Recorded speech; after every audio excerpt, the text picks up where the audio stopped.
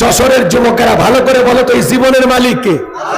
প্রেম করবা আর পার্কে নিয়ে যায় প্রেমিকাকে ডায়লগ দিবা, এ জীবন তোমার, তুমি শুধু আমার। ওরে হাইব্রিড যুবক, এই জীবনের মালিক কে? আপনার আমার সম্পদের মালিক কে? আল্লাহর দেয়া জীবন, আল্লাহর দেয়া সম্পদ আল্লাহর পথে খরচ করতে রাজি আছেন তো মুসলমান? রাজি আছেন তো ইনশাআল্লাহ? আসসালামু আলাইকুম ওয়া রাহমাতুল্লাহি ওয়া বারাকাতুহু। আপনারা সবাই কেমন আছেন? যে ভাইরা রাস্তায় দাঁড়িয়ে আছেন, একটু মেহেরবানি করে অনুরোধের ভাষায় বলবো, ভাই একটু বসার জায়গা আছে, আপনারা রাস্তায় না বসে যদি একটু প্যান্ডেলের ভিতরে এসে বসতেন ভালো হতো। ভাই একটু আসেন, এটা কিন্তু জান্নাতের বাগান, ভুলে গেলে চলবে না। একটু মেহেরবানি করে রাস্তায় কেউ দাঁড়িয়ে থাকবেন না, সবাই প্যান্ডেলে চলে আসেন। আমি সালাম দিয়ে আলোচনা শুরু করছি, আশা করছি সকলে সালামের জবাব জোরে সোরে দেবেন। এর আগেও দুই একটি মাহফিলে আপনারা মনে হয় আমার আলোচনা শুনেছেন, তাই না? কই শুনেছিলেন? জিগরগাছা, পায়রাডাঙ্গা, কোন সূরা মনে আছে তো? সূরার নাম সূরাল মুমিনুন। মাশাআল্লাহ। আর কই শুনছেন?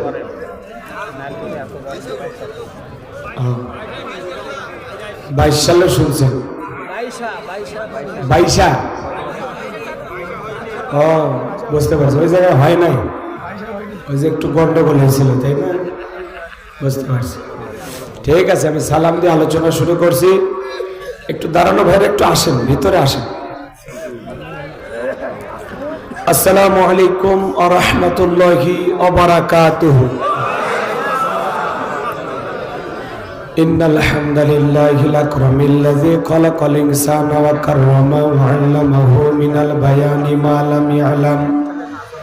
ফাসুবহানাল্লাযী লা ইহসা ইমতিনানুহু বিল লিসানি ওয়ালা বিল কলাম।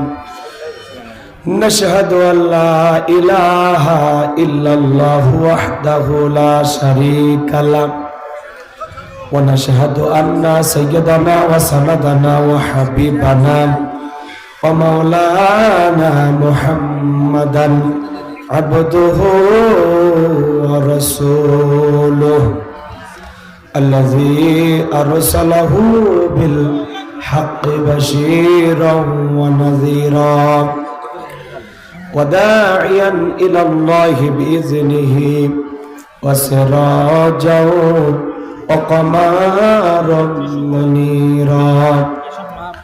فقد قال الله تعالى في كلامه المجيد وفي فرقانه الحميد.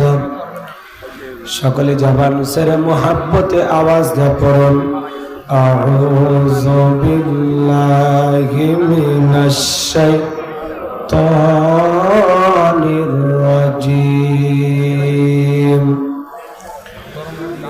বিসমিল্লাহির রাহমানির রাহিম।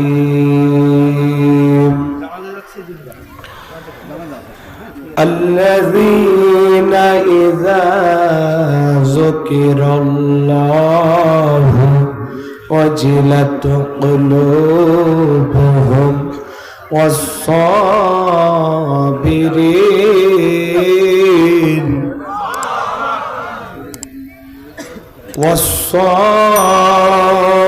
والصابرين على ما أصابهم والمقيم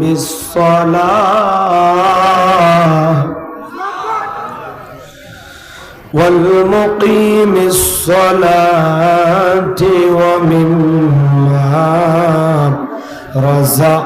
رزقناهم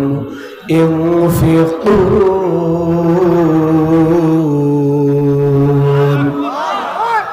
صدقت يا رب العالمين. وعن أبي هريرة رضي الله تعالى عنه قال قال رسول الله صلى الله عليه وسلم الدنيا سجن المؤمن وجنة الكافر رواه مسلم.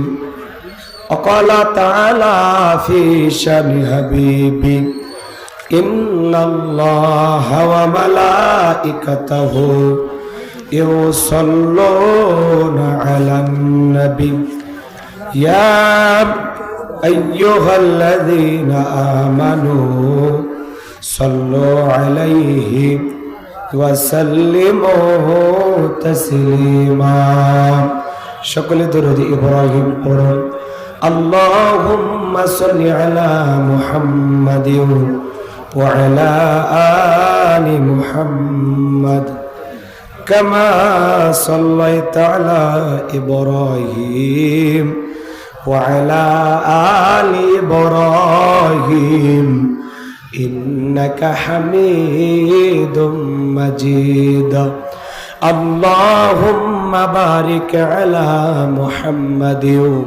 وعلى آل محمد كما باركت على إبراهيم وعلى آل إبراهيم إنك حميد مجيد শুধু ঘোষ আর অবিচার অন্যায় আর ব্যভিচার নারী ধর্ষণ মানুষ খুনে কাঁদছে বাংলার জমিন বিদায়ী হতে চলেছেন নবীজির রক্তে মাখা দিন সিডি আর টেলিভিশন ইন্টারনেট আর মোবাইল ফোন কেড়ে নিল মানুষের মন খোদার কালাম লাঞ্ছিত হয়ে কাঁদছে রাতে দিন বিদায় হতে চলেছেন নবীজির রক্তে মাখা দিন তবে মানুষ তোমরা মনে রেখো তবে মানুষ তোমরা মনে রেখো একদিন তোর সোনার শরীর থাকবে না রে আর মাটির দেহ মাটির মাঝে মিশবে ধুলাই কিসের টাকা কিসের বাড়ি ও তুমি কিসের করো জমিদারি সঙ্গে তোমার কেউ যাবে না পুরুষ কিংবা নারী বটবৃক্ষে কলসমহল কে দিল রে লতার গাছে কদু মৌমাছিরা কার আদেশে মৌসাকে দেয় মধু শিমল গাছে কে দিল রে নরম নরম তুলা চৈত্র মাসে কার আদেশে জমিন মাঝে ধুলা কে বা হলো দিবারাত্রি দক্ষিণা হিমেল বায়ু কোথা থেকে পেলি রে তুই তোর জীবনের আয়ু কে বা দিল তোর মুখে হাসি অতই মধুর কথা কেমনে রে তুই বুঝতে পারিস আপন জনের ব্যথা মাঠের তরে কে বিশাল সব শ্যামল ছবি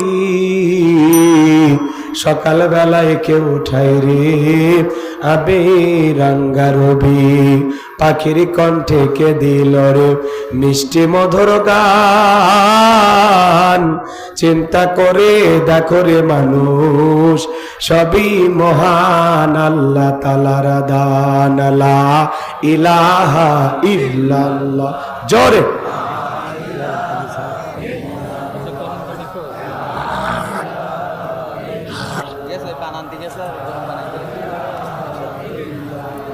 জোরে লা ইলাহা ইল্লাল্লাহ জোরে যার দিলে আছে আমার আল্লাহর ভয় যার মনে আছে আমার আল্লাহর ভয় আল্লাহ আল্লাহ সব সময় আহার নিদেরা ভালো লাগে না এই দুনিয়া ভালো লাগে না ভালো লাগে শুধু ইল্লাল্লাহ লা ইলাহা ইল্লাল্লাহ জোরে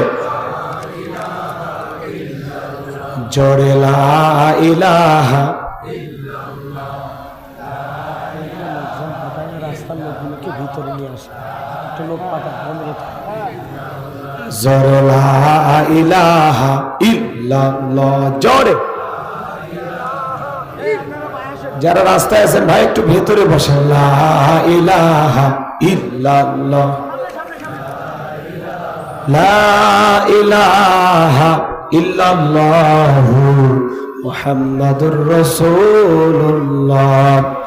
জবান ছেড়ে একবার কে পড়ছি সাল্লাল্লাহু আলাইহি ওয়াসাল্লাম। বাংলাদেশের ঐতিহ্যবাহী যশোর জেলার জিগরগাছার থানার অন্তর্গত হাজী আব্দুল মালিক সর্দার হাফিজে মাদ্রাসা ও এতিমখানার উদ্যোগে আজকের ওয়াজ মাহফিলের সম্মানিত সুযোগ্য অনারেবল প্রেসিডেন্ট, জাতির শ্রেষ্ঠ সন্তান, বীর মুক্তিযোদ্ধা আলহাজ ডাক্তার আফম খলিলুর রহমান সাহেব, আল্লাহ পাক তার গোলামকে হায়াতে তৈয়বা সিয়াতে কুল্লিয়া দান করুন, সকলে বলুন আমিন। আজকের প্রোগ্রামের প্রধান অতিথি বিশিষ্ট রাজনীতিবিদ, সমাজসেবক, সম্মানিত উপজেলা পরিষদের চেয়ারম্যান জনাব মোহাম্মদ মনিরুল ইসলাম সাহেব, আল্লাহ পাক তার গোলামকে হায়াতে তৈয়বা সিয়াতে কুল্লিয়া দান করুন, সকলে বলুন আমিন। আজকের প্রোগ্রামের অন্যান্য অতিথিবৃন্দ আলোচনা রেখে ধন্য করেছেন বিশিষ্ট ইসলামী চিন্তাবিদ, মুফাসসির কোরআন, শ্রদ্ধাভাজন বড় ভাই হাফেজ মাওলানা মোহাম্মদ নুরুল ইসলাম আজাদি সাহেব। আল্লাহ পাক তার গোলামের কণ্ঠ দ্বীনের জন্য, ইসলামের জন্য, কোরআনের ময়দানের জন্য কবুল করুন, সকলে বলুন আমিন। মঞ্চে উপস্থিত সম্মানিত উলামায়ে কেরাম, সামনে বসা পিতৃ সমতুল্য মুরব্বী বাবাজিরা, কলিজার টুকরা প্রাণপ্রিয় যুবক ভাইরা, ছোট্ট ছোট সেনামানিকেরা, পর্দার আড়ালের সম্মানিত অবলা সরলা আবেদা সালেহা মা ও বোনেরা, প্রশাসনের সম্মানিত পুলিশের ভাইয়েরা, ডিবির ভাইয়েরা, জাতির বিবেক প্রিয় সাংবাদিক বন্ধুগণ, বিভিন্ন রাজনৈতিক দলের সম্মানিত নেতা কর্মী ভাইয়েরা, সবাইকে আরেকটি বার সালাম দিচ্ছি। আশা করছি সকলে সালামের জবাব জোরে সোরে দেবেন। আসসালামু আলাইকুম ওয়া রাহমাতুল্লাহি ওয়া বারাকাতুহু। আমরা শুকরিয়া আদায় করতেছি সেই মহান মনিবের দরবারে, আল্লাহ পাক সুবহানাহু ওয়া তাআলা অত্যন্ত দয়া করে, করুণা করে, মায়া করে, মহব্বত করে, ভালোবেসে, পছন্দ করে, অত্র এলাকা থেকে গনে গনে গুণান্বিত করে, যাচাই বাছাই করে, শুধুমাত্র কেবলমাত্র কোরআনুল কারীমের মহব্বতে আজকের মাহফিলে আসার বসার সুযোগ দান করেছেন। সেই মহান রবের দরবারে সিজদাবনত চিত্তে কালেমাত শুকর আদায় করে পড়ছি আলহামদুলিল্লাহ।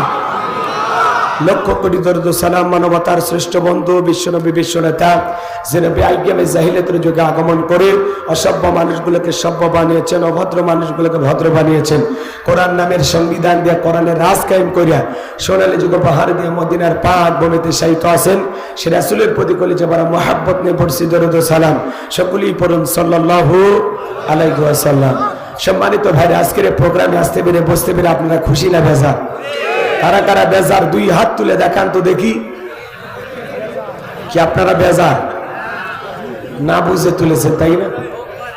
এই সাইডেও কিছু বসার ব্যবস্থা করেছেন, যারা রাস্তায় আছেন ওদেরকে একটু কাছে নিয়ে আসেন, একটু কাছে নিয়ে আসেন। যে ভাইরা ঝোঁকে তালে হাত তুললেন, বলেন তো সব জায়গায় তালে তাল মিলালে বিপদ আছে না নাই? খালি জোশ থাকলে হবে না, জোশের সাথে হুশও থাকা লাগবে, কথা বলে ঠিক কিনা? আজকের মাহফিল আসতে পেরে, বসতে পেরে কারা কারা খুশি, মুখে নিয়ে হাসি, আওয়াজ দেবে বেশি, আল্লাহ নামের এমন একটি স্লোগান দেবেন, এলাকায় যদি কোনো ইসলাম বিরোধী উই পোকা, সার পোকা, তেলা পোকা থাকে, ওদের কলিজায় যেন কম্পন সৃষ্টি হয়, এমন আওয়াজ তুলতে রাজি আছেন যারা? বীর মুসলমানের মতো দুটি হাত টান টান করে তুলে দেখান তো তারা। লিল্লাহে তাকবীর, লিল্লাহে তাকবীর। আল কোরআনের আলো, আল হাদিসের আলো, দুনিয়ার মুসলিম, সারা বিশ্বের মুসলিম, আমার নেতা তোমার নেতা, আমার নেতা তোমার নেতা। লিল্লাহে তাকবীর। আল কোরআনের আলো, আল হাদিসের আলো, দুর্নীতির আলো। হাঁটাইবেন না দেন তো, মাশাআল্লাহ, মারহাম।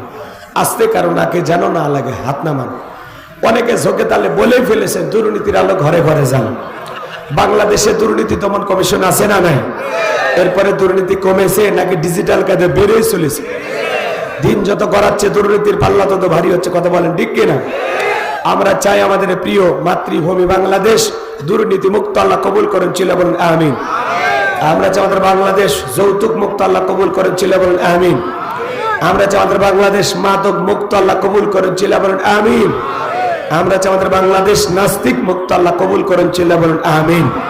সম্মানিত ভাইরা আমার, ভূমিকা লম্বা কথা নয়, সরাসরি মূল আলোচনায় প্রবেশ করতে চাই। তারপরে দুইটি কথা না বললেই নয়। আমরা যত জায়গায় কোরআনের কথা বলতে যাই বলে হুজুর সাবধানে আলোচনা করবেন, ভুলে যাবেন না এলাকা কার। ওদের কথার সাইজ শুনে মনে হয় এলাকা ওদের বাবার। আছে না নাই?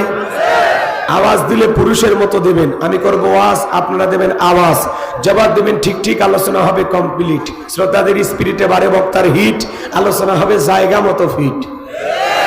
কিছু আজ প্যান্ডেলে, কিছু আজ অ্যাঙ্গেলে, জ্ঞানী লোকের জন্য ইশারায় যথেষ্ট। কথা বলে ঠিক কিনা? অনেক জায়গায় ওয়াজ করতে গেলে বলে হুজুর ওয়াজ যা করবেন করবেন, খবরদার রাজনীতির কোনো আলোচনা করবেন না। আছে না নাই? আপনারাই বলেন তো আমার বাড়ি কোন জেলা? গাইবান্ধা। গরিব এলাকায় বাড়ি দেখাবার জেলার নামটা নিতে আপনাদের কষ্ট হচ্ছে, একটু জোরে বলেন আমার বাড়ি কোথায়? গাইবান্ধায়। আমি আসছি কোন জেলায়? যশোর। বিশ্বাস করেন আমি গাইবান্ধা থেকে যশোরে এসেছি শুধুমাত্র কর্ণের কথা বলার আশায়, এছাড়া আমার আর অন্য কোনো উদ্দেশ্য নাই। কথা বলেন ঠিক কিনা? আর গাইবান্ধা থেকে যশোরে এসে রাজনীতি করে আমার কোনো লাভ আছে? আগামী নির্বাচনে এলাকার মহিলা মেম্বার পদে দাঁড়ানোর কোনো চান্স আছে? তাহলে আমি কেন এখানে রাজনীতি করব? যদি করাই লাগে নিজের জেলা গাইবান্ধাই করবো। কথা বলেন ঠিক কিনা? এই জন্য আপনার টেনশন মুক্ত থাকবেন। আমি আপনাদের কথার সাথে একমত। আমি বাংলাদেশের রাজনীতি কোনো দলের বক্তা না, আমি রাজনীতি কোনো বক্তব্য দেব না। I will not in political not because I am not a leader of any political party. কারণ এখানে সব দলের লোক আছে, আছে না নাই? এখানে বসে আছেন আওয়ামী লীগ, বিএনপি, জাতীয় জামাত ইসলাম, জাসদ, বাসদ, চরমনা, আরশিদ, আমরাগি, ফুরফুরা, হাটহাজারে ওলামা নিজামা, তাবলিগ, পাবলিক, ওলামালী, কোন গড় ফরম, সুসমাজ, বিকল্পধারা, এলজিবিপি, ডেমোক্রেটিক শক্তি, বিপিএল সোসাইটি, 4 দল, 14 দল, 8 দল, 19 দল, 20 দল, ইসলাম, বিএনএফ, বাংলাদেশ কংগ্রেস যে পর্যন্তই থাক। বাংলাদেশের কত দল? ভিপি নুরের আছে গণ অধিকার পরিষদ, তৈমুর চাচা খুলেছিল তৃণমূল বিএনপি। চাচা এখন কান্দে, চাচার হাতে মূলে ধরায় দিয়েছে। কথা কোন ঠিক কিনা? এত দলীয় লোক সেখানে, আমি কি বোকা দলীয় আলোচনা করব? এই দিক থেকে যদি একটা দলের লোক গুতা মারে, ওই দিক থেকে আর একটা দলের লোক থানায় টেলিফোন করে, আমি হুজুরের অবস্থা ভালো না খারাপ? অতএব আজকের মাহফিলে বাংলাদেশের রাজনীতি নিয়ে কোনো আলোচনা করা হবে না। বলেন বাংলাদেশের রাজনীতি নিয়ে কোনো আলোচনা করা হবে না। তবে হ্যাঁ, আমি যদি কোনো রাজনৈতিক বক্তব্য দেই, এই পৃথিবীর শ্রেষ্ঠ রাজনীতিবিদ, শ্রেষ্ঠ রাষ্ট্রনায়ক, শ্রেষ্ঠ রাষ্ট্রপতি, শ্রেষ্ঠ সেনাপতি, শ্রেষ্ঠ বৈজ্ঞানিক, শ্রেষ্ঠ দার্শনিক, শ্রেষ্ঠ বাবা, শ্রেষ্ঠ নানব, শ্রেষ্ঠ আদর্শ, শ্রেষ্ঠ মহামানব রাহমাতুল লিল আলামিনের মদিনার আদর্শের রাজনীতির কথা বলবো। আমি যদি কোন রাজনৈতিক বক্তব্য দেই, খলিফাতুল মুসলিমিন, আমিরুল মুমিনিন হযরত ওমর ফারুকের আদর্শের রাজনীতির কথা বলবো। সেই ওমর ফারুক আল্লাহর জমিনে আল্লাহর আইনকে প্রতিষ্ঠিত করতে গিয়ে নিজের কলিজার টুকরা ছেলেকে পর্যন্ত ছাড় দেয় না। কথা বলে ঠিক কিনা? সেই মদিনাওয়ালার আদর্শের রাজনীতির কথা শোনার পর আপনার যেন আবার চুলকে নিয়ে আরম্ভ না হয়। কারণ কোরআন হাদিসের হক কথা সবার পেটে হজম হয়। ছোট্ট বাচ্চা অসুস্থ, বাবা ডাক্তারের কাছে নিয়ে গেছে, ডাক্তার সাহেব কিছু তিতে ট্যাবলেট দিয়েছে খাইতে, ছোট্ট বাচ্চা তিতে ওষুধ না খেয়ে ফেলায়া দিয়েছে। এরকম সন্তান আমাদের আছে না নাই? পরের দিন সকালবেলা আবারও ডাক্তার সাহেবের কাছে চলে গেছে। ডাক্তার সাহেব গতকালকে ট্যাবলেট দিয়েছিলেন তিতা, আমি ছেলের পিতা, বলেন না ছেলের কোন কায়দায় ঔষধ খাওয়ায়? বলে উপায় একটাই আছে, সেটা হলো যশোরের ভালো কোনো হোটেল থেকে মিষ্টি কিনেন, মিষ্টি কিনে মিষ্টি একটু ফাঁক করেন, ফাঁক করে ভিতরে ট্যাবলেট ঢুকিয়ে দেন, দিয়ে পূর্বের মতো মিষ্টি বানায় ছেলের সামনে খাইতে দেন। আশা করা যায় মিষ্টিও খাওয়া হবে, ট্যাবলেটও ভিতরে চলে যাবে, আপনার সন্তানটাও সুস্থতা লাভ করবে। ডাক্তার এমন কৌশল বাবার কাছে চমৎকার মনে হলো, বাবা তাই আমল করলেন। মিষ্টির ভিতরে ট্যাবলেট দিয়া ছেলের সামনে প্লেটে বা পিরিজে খাইতে দিয়েছে। বাজান তুমি মিষ্টি খাও, আমি তোমার জন্য 1 গ্লাস পানি নিয়ে আসি। এইবার বাবা পানি নিয়ে এসে দেখে প্লেটের মিষ্টি খাওয়া শেষ। মনে মনে কয়েকবার সুবহানাল্লাহ আলহামদুলিল্লাহ পড়ে জিজ্ঞাসা করে, বাজান মিষ্টি খাইছো? ছেলে উত্তর করে বলে, হ্যাঁ আব্বা মিষ্টি খাইছি ঠিকই, কিন্তু মিষ্টির ভিতরে যে বিসি ছিল ওইটা খাই নাই। সমাজের বাস্তবতা তাই বলে হুজুর ওয়াজ করেন, কোনো সমস্যা নাই। আমরা যখন বলি তিবিয়ানান লিকুল্লি শাই, মানব জীবন পরিচালনা করার জন্য রান্নাঘর থেকে পার্লামেন্ট পর্যন্ত যত নিয়ম নীতি দরকার দিয়েছেন বিশ্ব সরকার, তখন এক শ্রেণীর মুসলমানের কাছে এই কোরআন হাদিসের হক কথা, এই ট্যাবলেট মার্কা আলোচনা সহ্য হয় না। ওরাই তখন আলেমদের বিরুদ্ধে, ইসলামের বিরুদ্ধে ষড়যন্ত্র করে। আপনারাই বলেন তো, সুদ করে সামনে যদি সুদের বিষয় নিয়ে আলোচনা করা হয়, ও কি মিষ্টি এসে বলবে হুজুর হা করেন একটু মিষ্টি খান, নাকি বলবে এই হুজুর এসে সুদের ওয়াজ কইরা আমার সুদের ব্যবসায় লাল বাতি জ্বালাইছে? কথা বলে ঠিক কিনা? যারা ঘুষ খায়, দুর্নীতি করে, হারাম খায়, ভুড়ি বানাচ্ছে, 26 মাসের গর্ভবতী, ওদের সামনে ঘুষের আলোচনা করলে খুশিরা রাজা। যারা বেনামাজি, নামাজ পড়ে আসার খাইয়া পইরা আল্লাহ সিজদা দেয় না, ওদের সামনে নামাজের ওয়াজ করলে খুশি না বেজার। যে সমস্ত মা বোনেরা বোরকা পরে না, পর্দা করে না, বুকে ওড়না পর্যন্ত নেয় না, জিন্সের প্যান্ট গেঞ্জি পরে রাস্তাতে হাইটা যায়, পিছন দিক দিয়ে তাকালে মনে দূরে সুপারি গাছ দাঁড়িয়ে আছে, এরকম বেহায়া বেপর্দা নারীর সামনে পর্দার আলোচনা করলে খুশি না বেজার? এক কথায় ওয়াজ যদি কারো বিপক্ষে চলে যায়, কিয়ামত পর্যন্ত সে বক্তার উপরে খুশি হবে না। কথা বলে ঠিক কিনা? এই জন্য পরিষ্কার ভাবে একটি কথা বলে দিতে চাই, আজকের আলোচনা মাহফিল কমিটির মতো হবে না, বক্তার মতো হবে না, শ্রোতাদের মতো হবে না। আল্লাহর কোরআন যা বলবে এগুলো আমরা পানি তাই বলবে। এতে কে খুশি কে বাজার ওইটা দেখার টাইম নাই। কথা বলেন ঠিক কিনা? যুগে যুগে নবী রাসূলের দাওয়াতি কাজ করেছেন, তাদের দাওয়াতি কাজেও কাফের বেঈমানেরা বাধার প্রাচীর তৈরি করে দিয়েছিলেন। এরপরে আল্লাহর পয়গম্বরেরা শত বাধার প্রাচীরকে ভেঙে আল্লাহর জমিনে আল্লাহর পথে মানুষকে দাওয়াত দিয়েছেন। কথা বলেন ঠিক কিনা? আপনার আমার প্রিয় নবী কালেমার দাওয়াতি থেকে কর্মের প্রচার করতে গিয়ে মার খেয়েছেন, রক্ত ঝরিয়েছেন, দান দান মোবারক শহীদ হয়ে গেছেন, লোহার টুপি মাথার ভিতরে ঢুকে গেছেন। সাহাবায়ে কেরাম দ্বীনকে প্রতিষ্ঠিত করতে গিয়ে মার খেয়েছেন, রক্ত ঝরিয়েছেন, জীবন দিয়েছেন। ও বাংলার মুসলমান, 1971 সালে এদেশের মাটির জন্য, এদেশের স্বাধীনতার জন্য আপনার আমার পূর্বপুরুষেরা যদি রক্ত দিতে পারেন, জীবন দিতে পারেন, প্রয়োজন যদি হয় আল্লাহর জমিনে আল্লাহর দ্বীনকে প্রতিষ্ঠিত করতে গিয়ে, কোরআনের সমাজ কায়েম করতে গিয়ে নবীদের মতো, সাহাবায়ে কেরামদের মতো বুকের তাজা রক্ত দিতে হয়, কারা কারা দিতে রাজি? তুই হাত তুলে আল্লাহকে রাখা। লিল্লাহে তাকবীর। হাত টান টান করে তোলেন, সোজা করেন, হাত সোজা করেন। ওই যে মাঝে মাঝে হাত ব্যাকা করে তুলেছেন, দুই হাত সোজা করার শক্তি নাই। আপনি পুরুষ মানুষ, দুধ, ডিম, ভিটামিন, ক্যালসিয়াম মাঝে মাঝে কিনে খাবেন, একেবারে দুর্বল হলে চলতে পারবেন না। হাত সোজা করেন, একটা তাকবীর দেন, লিল্লাহে তাকবীর। হাত সোজা করেন। আমার আল্লাহ রাব্বুল আলামিন বলেন, ইন্নাল্লাহা আশতারা মিনাল মুমিনিনা আনফুসাহুম ওয়া আমওয়ালাহুম বিআন্না লাহুমুল জান্নাহ। সূরা তাওবার 111 নম্বর আয়াতে আল্লাহ পাক জানায়া দিলেন, নিশ্চয়ই মুমিন বান্দাদের জান মাল আমি আল্লাহ ক্রয় করে নিয়েছি, বিনিময়ে দেব জান্নাত। বলুন সুবহানাল্লাহ। তাহলে বলেন তো বাজান, আপনার আমার জীবনের মালিক কে? আল্লাহ। এই যশোরের যুবকেরা ভালো করে বলো তো, এই জীবনের মালিক কে? প্রেম করবা আর পার্কে নিয়ে যায় প্রেমিকাকে ডায়লগ দিবা, এ জীবন তোমার, তুমি শুধু আমার। ওরে হাইব্রিড যুবক, এই জীবনের মালিক কে? আপনার আমার সম্পদের মালিক কে?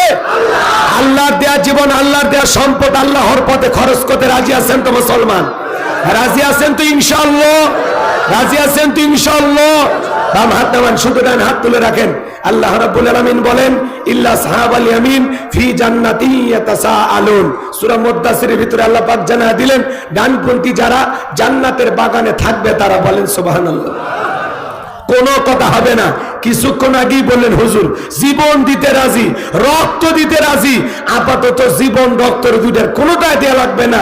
ডান হাতটা পকেটের ভিতর ঢুকে দিয়া যে যা পারেন, যতটুকু পারেন এই মাদ্রাসার জন্য প্রাণ ভরে দান করবেন, এতিমখানা বাচ্চাদের জন্য প্রাণ ভরে দান করবেন।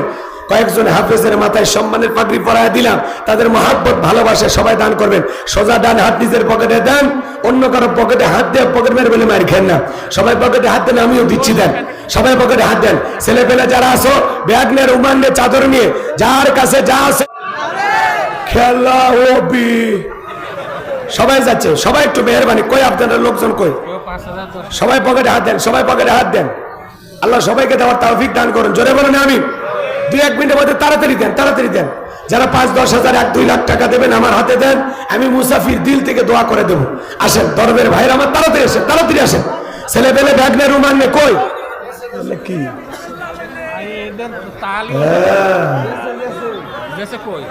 এগুলো? স্বেচ্ছাসেবক করে আপনাদের তাড়াতাড়ি ভিতরে পাঠা দেন, মহিলা প্যানেল লোক পাঠা দেন। আমার মা বোন যারা বসে আছেন, মা আপনারা প্রাণ ভরে দান করবেন এই মাদ্রাসার জন্য। আমি জানি যশোরের মা বোনদের দিল খুবই নরম, তারা অনেক ভালো। আল্লাহ মা বোনদেরকে বেশি করে দান। এই 30 পারার জন্য এক পারার জন্য 1000 করে টাকা, 30 জন আল্লাহর বান্দা কে কে দেবেন? আমি মুসাফির দিল থেকে দোয়া করে দেব, আল্লাহ যেন বিশ্ব নবীর সাথে একই জান্নাতে কবুল করেন, কোরআনের সুপারিশ ভাগ্যে জুটায়া দেন, সোনার মক্কা মদিনা না দেখায়া আল্লাহ যেন মৃত্যু না দেয়। মুসাফির আমি আপনাদের জন্য দোয়া করব। কে কে আছেন এক পারার জন্য 1000 করে টাকা? হাত তোলেন। কর্তৃপক্ষের ভাইরা যাবেন, নামগুলো লিখে দেবেন।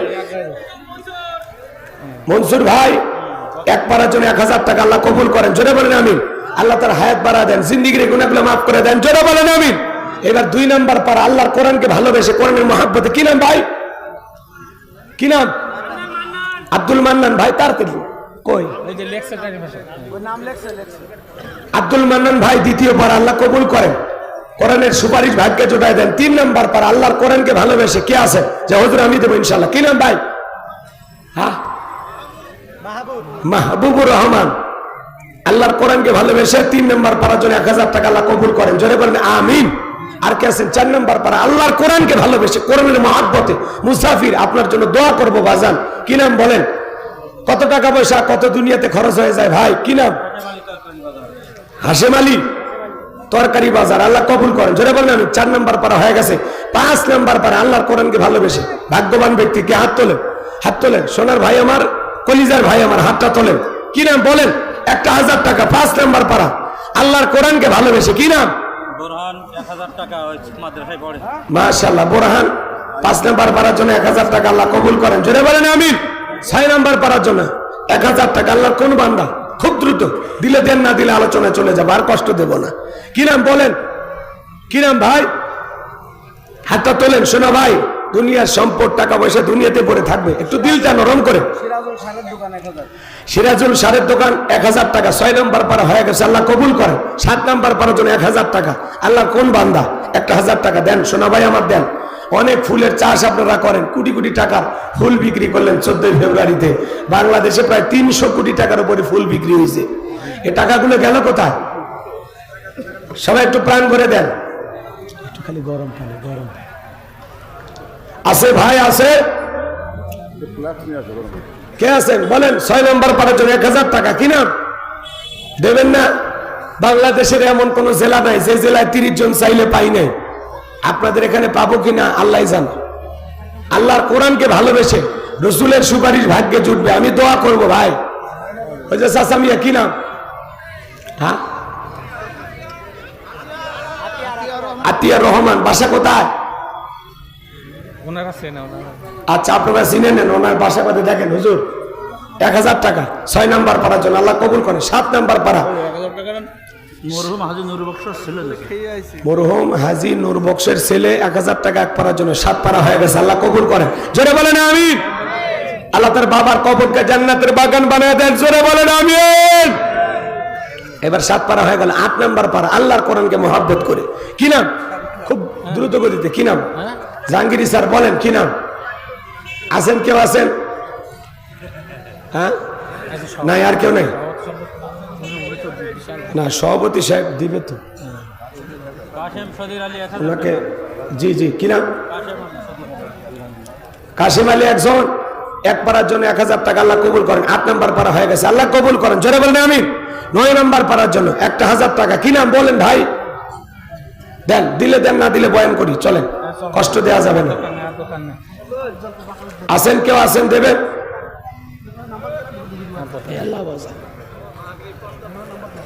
না না, মাগরিব পর্যন্ত না, আসর পর্যন্ত। 9 নাম্বার পারার জন্য রফিকুল ইসলাম বাকরা 1000 টাকা, আল্লাহ কবুল করেন, জোরে বলেন আমিন। 10 নাম্বার পারার জন্য যান। এই যে কি নাম ভাই? মোহাম্মদ জিয়াউর রহমান, আল্লাহ কবুল করেন, জোরে বলেন আমিন। যাক, 10 নাম্বার পারার জন্য 1000 টাকা। ভাই 1000 না, 500 করে দেন, 500 করে দেন।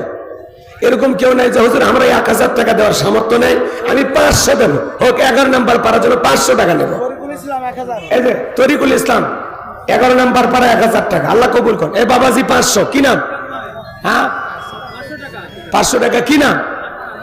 আকাশের। এ ভাই, ও হুজুর আকাশেন 500, 11 নম্বর পারা, 12 নম্বর পারা হয়ে গেছে, 13 নম্বর পারার জন্য 500 টাকা। ভাই 500 টাকা দেন, পরে দেবেন আস্তে আস্তে। বলেন 13 নম্বর পারার জন্য 500 টাকা।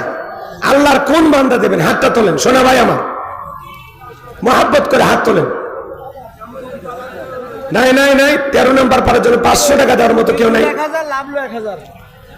কি বিদ্যুৎ 1000, 13 পার আল্লাহ কবুল করেন।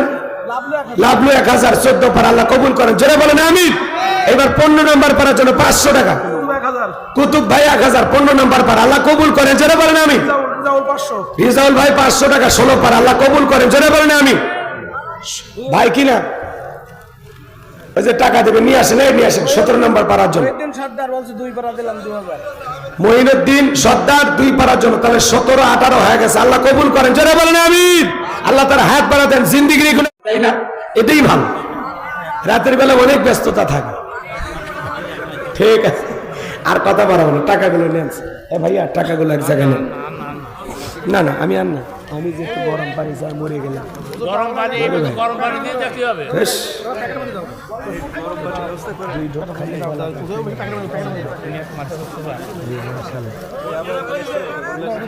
জি জি জি ভাই জি। শোনেন, ছোট্ট একটি আয়াত তিলাওয়াত করেছি, একটু একটু মনোযোগ, এদিক সেদিক করার কোনো সুযোগ নাই। আমি আপনাদের সামনে একটি আয়াতে কারিমা তিলাওয়াত করেছি, কোরআনুল কারীমের 22 নম্বর সূরা। সূরার নাম হজ। বলেন তো কি নাম? বললেন না, আর বললেন না, সময় আছে, আপনি নিতে থাকেন, বোঝেন।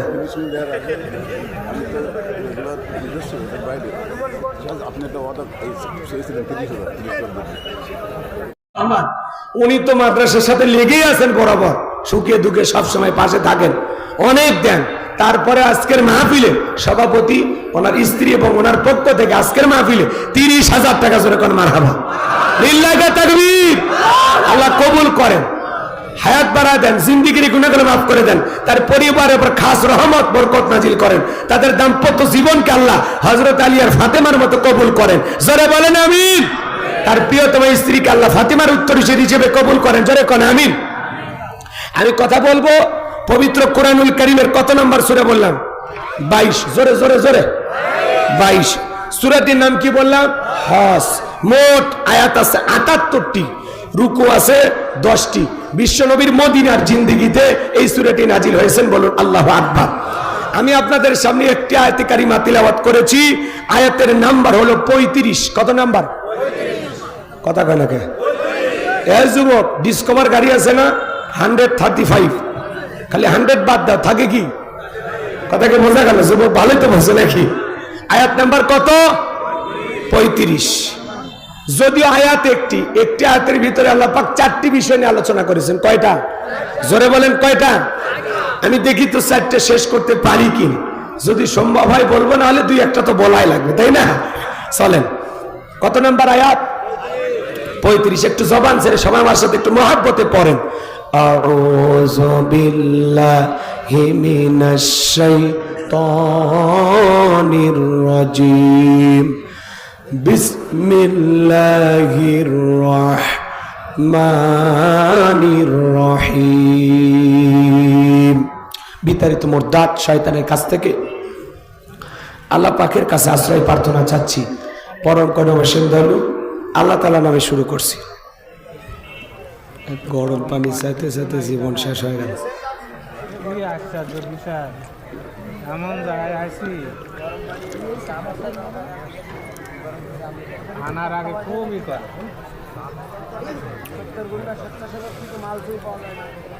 الذين إذا ذكر الله وجلت قلوبهم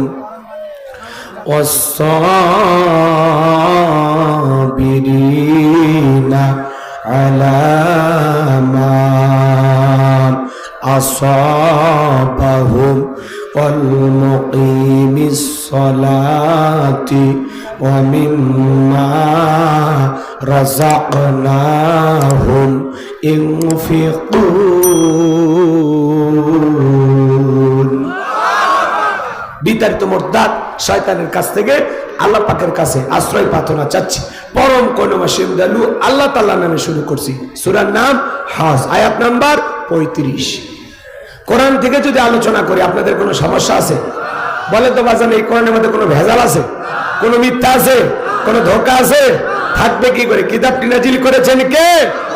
আল্লাহ রাব্বুল আলামিন বলেন, যালিকাল কিতাবু লা রাইবা ফি, এটি এমন একটি কিতাব, সেই কিতাবের মধ্যে কোনো সন্দেহ নাই, কোনো সংশয় নাই, কোনো মিথ্যা নাই, কোনো ধোঁকা নাই। There is no doubt. বলুন আল্লাহু আকবার।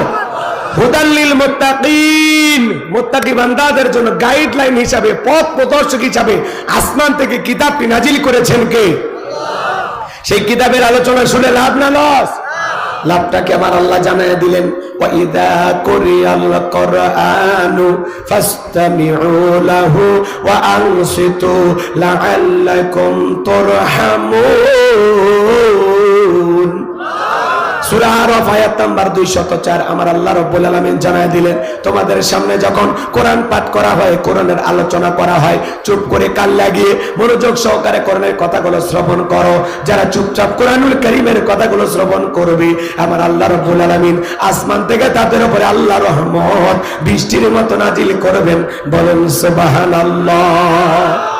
এই জায়গায় আল্লাহর রহমত নাজিল হইতেছে, এই বিশ্বাস আপনাদের দিলে আছে না নাই? সম্মানিত ভাইরা আমার, এদিক সেদিক যাবার কোনো সুযোগ নাই, ডাইরেক্ট আলোচনা। আল্লাহ তাআলা কি বলেন একটু মনোযোগ দিয়ে শুনবেন। আল্লাযীনা ইযা যুকিরাল্লাহু ওয়াজিলাত কুলুবুহুম, আল্লাহ তাআলা দিকে বলেন যারা আমার ঈমানদার বান্দা। জোরে বলেন, কি বান্দা? আচ্ছা, আমরা সবাই ঈমানদার নাকি সন্দেহ আছে বলেন তো? তাহলে আজকের আলোচনা আপনাদের জন্য, যারা ঈমানদার তাদেরকে আল্লাহ ডেকে বলেন আল্লাযীনা ইযা যুকিরাল্লাহু ওয়াজিলাত কুলুবুহুম। আমার আল্লাহ ডেকে বলেন যারা ঈমানদার, তাদের সামনে যখন আমি রবের নাম উচ্চারণ করা হয়, ভয়ে তাদের অন্তরাত্মা কেঁপে ওঠে। সুবহানাল্লাহ বলবেন না? ঈমানদারের অন্তরে যদি আল্লাহর ভয় থাকে, আর তার সামনে যখন কার নাম? আল্লাহর নাম, রবের নাম উচ্চারণ করা হয়, রবের নামটা শোনার পর ঈমানদারের অন্তরটা রবের ভয়ে, আল্লাহর ভয়ে কেঁপে ওঠে। সুবহানাল্লাহ বলেন। ইন্নামাল মুমিনুনা আল্লাযীনা ইযা যুকিরাল্লাহু ওয়াজিলাত কুলুবুহুম। সূরা আনফালে আল্লাহ তাআলা জানায়া দিলেন, নিশ্চয়ই যারা আমার মুমিন বান্দা, তাদের সামনে যখন আমি রবের নাম উচ্চারণ করা হয়, ভয়ে তাদের অন্তরাত্মা কেঁপে ওঠে। কার ভয়? আর জোরে বলেন, কার ভয়? একটু মনোযোগ দিয়ে শুনেন। প্রথমের পয়েন্টটা হলো ভয়। কার ভয়? রবের ভয়। আল্লাহু আকবার বলেন। আল্লাযীনা ইযা যুকিরাল্লাহু ওয়াজিলাত কুলুবুহুম, যারা ঈমানদার তাদের সামনে যখন আমি রবের নাম উচ্চারণ করা হয়, ভয়ে তাদের অন্তরাত্মা কেঁপে ওঠে। যার অন্তরে আল্লাহর ভয় আছে, বলেন তো তারে কি পিটাইয়াও গুনাহ করানো সম্ভব? ভালো করে বুঝবেন, কথার পয়েন্টটা মনে রাখেন। আমি যে কথাটা আপনাকে উদ্দেশ্য করে বলতেছি, এমন ভাবে কথাটা উপস্থাপন করব, আপনার দিলের ভিতরে যদি অন্তরের ভিতরে ভাইরাস আর মরিচা না থাকে, তাহলে বুঝবেন যে না, আমাকে এইভাবে চলা উচিত। কথা কি বুঝতে পারছেন? একটু মনোযোগ দেন। আমার আল্লাহ বলেন আল্লাযীনা ইযা যুকিরাল্লাহু ওয়াজিলাত কুলুবুহুম, যারা ঈমানদার তাদের সামনে যখন আমি রবের নাম উচ্চারণ করা হয়, ভয়ে তাদের অন্তরাত্মা কেঁপে ওঠে। কেমন ভয়? যার অন্তরে আল্লাহর ভয় আছে। ভালো করে বুঝবেন, গভীর মনোযোগ দিয়ে শুনবেন। ইয়া আইয়ুহাল্লাযীনা আমানুত্তাকুল্লাহ, হে ঈমানদারগণ, আমি আল্লাহকে ভয় করো। হাক্কা তুকাতিহি, ভয় করার মতো ভয় করো। যার অন্তরে আল্লাহর ভয় আছে, সে কোনোদিন সুদ খাইতে পারে না, ঘুষ খাইতে পারে না, জিনা করতে পারে না, মিথ্যা বলতে পারে না, গীবত করতে পারে না, অহংকার করতে পারে না, খাদ্যে ভেজাল দিতে পারে না, ওজনে কম দিতে পারে না, দুধে পানি মিশাইতে পারে না, জমিরাল ঠেলতে পারে না, গান শুনতে পারে না, অশ্লীল কথা বলতে পারে না, মা বাবাকে কষ্ট দিতে পারে না, বিবির হক নষ্ট করবে না, সন্তানদের সাথে খারাপ ব্যবহার করবে না, প্রতিবেশীর হক নষ্ট করবে না, আত্মীয় স্বজনের হক নষ্ট করবে না, রাষ্ট্রের হক নষ্ট করবে না, জনগণকে কষ্ট দেবে না। এইভাবে হাজার হাজার বলা যায়, কিন্তু অত সময় আছে? একটু মনোযোগ দেন। আল্লাযীনা ইযা যুকিরাল্লাহু ওয়াজিলাত কুলুবুহুম, যাদের অন্তরে আল্লাহর ভয় আছে, রবের নাম উচ্চারণ করার সঙ্গে সঙ্গে যাদের অন্তরে, এদিক খেয়াল করেন, রবের নাম উচ্চারণ করার সঙ্গে সঙ্গে যাদের অন্তরটা আল্লাহর ভয়ে কেঁপে ওঠে, এই মানুষগুলো কখনো গুনাহ করতে পারে? মাথায় টুপি, মুখে দাড়ি, এমনও আছে আল্লাহওয়ালা সরকারি অফিস আদালতে বসে আছে, এখানে লেখা আছে আমার অফিস ঘুষ মুক্ত, দুর্নীতি মুক্ত। কথা কয় না কেন? লেখা থাকে না ভাই? কি কর, লেখা থাকে না? আমরা তো ওই যে সাইনবোর্ডটা লাগাইছে ওর মধ্যে তো ঘুষের দুর্গন্ধ পায়, কারণ ওইটার মধ্যে দুর্নীতি কইছে, ওইটা ছাপাইতে যে বাজেট হইছে ওখানে উৎমাই রেখেছে। কথা কয় না কে? ওই যে লেখা আছে আমার অফিস দুর্নীতি মুক্ত, ঘুষ মুক্ত, ওই যে সাইনবোর্ডটা লাগাইছে ওখানেও দুর্নীতির গন্ধ পাওয়া যায়। কথা কন ঠিক কি না? সমাজে এরকম আছে না নাই? ভাই একটু হক কথা বলা লাগবে, মন খারাপ যেন করেন না, ঠিক আছে তো? বিরক্ত হবেন না তো ইনশাআল্লাহ? যাদের অন্তরে আল্লাহর ভয় আছে, সরকারি কর্মকর্তা অফিসে বসে আছে, আহারে টাকা ফাইল ছাড়া নিচতলা থেকে উপরতলা যায় না, এমন অফিস এই দেশে না থাকলে ভারতে আছে না নেই? কথা কর না কে ভাই? দেশের বাজে 12টা, ওদের হয় ভুড়ি মোটা, দেশের বাজে 12টা, ওদের হয় ভুড়ি মোটা, এ দেশের ওরাই নেতা, এ দেশের ওরাই হোতা, সত্য কথা নাই বলিবার, চারিদিকে দেখি শুধু অন্ধকার, চারিদিকে দেখি শুধু অন্ধকার। আছে না নাই? রাগ করতেছেন মনে হয়? আল্লাহর ভয় ভালো করে বুঝবেন বাজান গো আমার। আল্লাযীনা ইযা যুকিরাল্লাহু ওয়াজিলাত কুলুবুহুম, যারা ঈমানদার বান্দা তাদের সামনে যখন আমি রবের নাম উচ্চারণ করা হয়, ভয়ে তাদের অন্তরাত্মা কেঁপে ওঠে।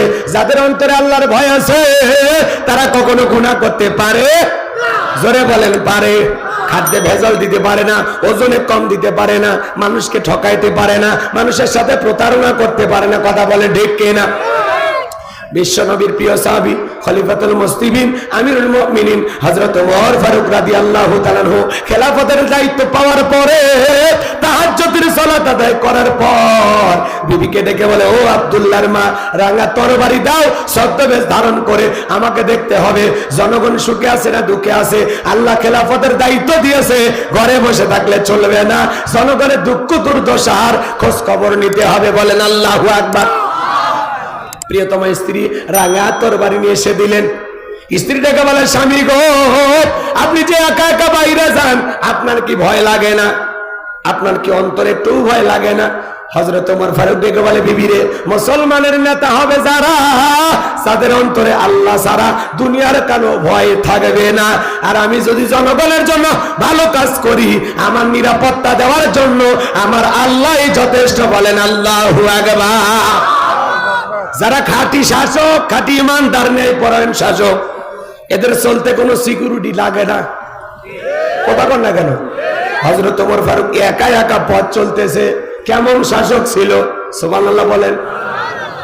আর পৃথিবীতে এমনও শাসক আছে যে এলাকায় ওই নেতা যাবে, কুত্তে দিয়া, বিড়াল দিয়া, র্যাব দিয়া, সেনাবাহিনী তাকে পরীক্ষা নিরীক্ষা করে ওই জায়গাতে, যেই জায়গায় নেতা পা রাখবে। কথা কয় না? দেখে কেউ কিছু রাখছে নাকি, ফুস করে ওঠে, ভয় ভয়। কথা কন ঠিক না? ভালো করে বোঝার চেষ্টা করবেন। হযরত ওমর ফারুক একা একা রাঙা তরবারি নিয়ে পথ চলতে চলতে একটা ছোট্ট কুটির থেকে আওয়াজ শুনতে পাইলেন। একটা মা তার মেয়েকে ডেকে বলে, মা, কি পরিমাণে দুধ দহন করেছো? মেয়েটা ডেকে বলে, মা, আজ একটু পরিমাণে দুধ কম হয়েছে। মহিলা ডেকে বলে, মেয়ে রে, তাহলে একটু দুধের ভিতরে পানি মিশিয়ে দাও। মেয়েটা ডেকে বলে, মা, তুমি জানো না বিশ্ব নবী খাদ্যে ভেজাল দিতে নিষেধ করেছে, আর আমাদের খলিফাতুল মুসলিমিন আমিরুল মুমিনিন হযরত ওমর দুধে পানি মেশানোকে নিষেধ করে দিয়েছেন। মহিলা ডেকে বলে, মেয়ে রে, এমন ভাবে কথা বলতেছো মনে হয় খলিফা বিষয়টা দেখতেছে। মেয়েটা ডেকে বলে, মা, খলিফার চোখকে ফাঁকি দিতে পারো, কিন্তু তোমার আমার মালিক খলিফার মালিক আল্লাহর কুদরতি, চোখকে ফাঁকি দেওয়া সম্ভব নয়। চিৎকার মেরে বলেন সুবহানাল্লাহ। এর নাম হলো ভয়, এর নাম হলো তাকওয়া, এর নাম হলো খোদাভীতি। আল্লাহু আকবার বলেন। এইটা যদি তাকওয়ার আয়না যদি একবার অন্তরে বসাইতে পারেন, ওই আয়নার মধ্যে সমস্ত অপরাধ ধরা পড়বে। ভালো করে বুঝবেন, একটু মনোযোগ দিয়ে শোনেন বাজান গো আমার।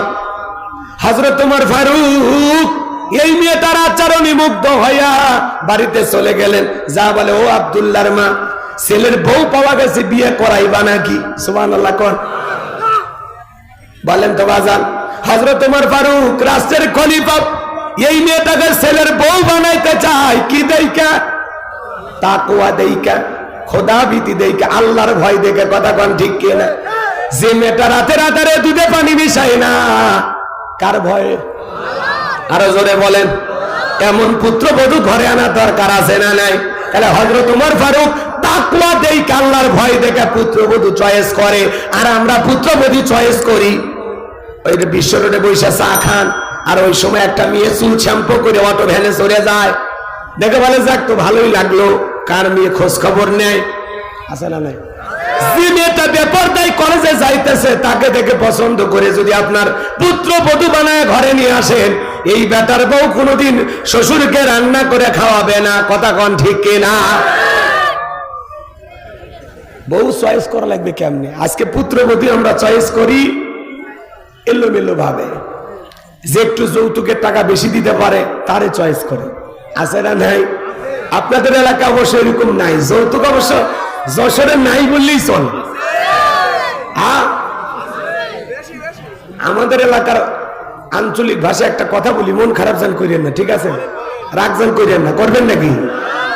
এক মুরব্বী চাচার 4টে বেটা, আর গরম কি জানেন? সেই গরম। চায়ের দোকানদার কাছে বলে, এক কাপ চা দে। কই চাচা মিয়া, আজকে আপনার কমায় সেই গরম, ব্যাপার দিক। কয় বড় ছেলের বিয়ের ডাক উঠছে। কয় কত? কয় 3.5 লাখ টাকা। নিয়ত করেছি 5 লাখ টাকা হলে ছেলের বিয়ে দেব। মানে বেটা পালিনি, পালছে দেশি হারিয়ে গরু। কথা বল ঠিক কিনা? এরকম যৌতুক লোভী বাবা আছে না নাই? কাঁচা পায়খানা খাওয়া যেমনি হারাম, কন্যা পক্ষের কাছ থেকে জোর করে যৌতুক দাবি করা তেমনি হারাম। কথা বলেন না কেন? যৌতুকের টাকা না খায় ওইটা খা, ওইটা খা। কথা কর না খায়, আছে না নাই? আপনি জোর করে যৌতুক নেন, আপনার সাহস কম না।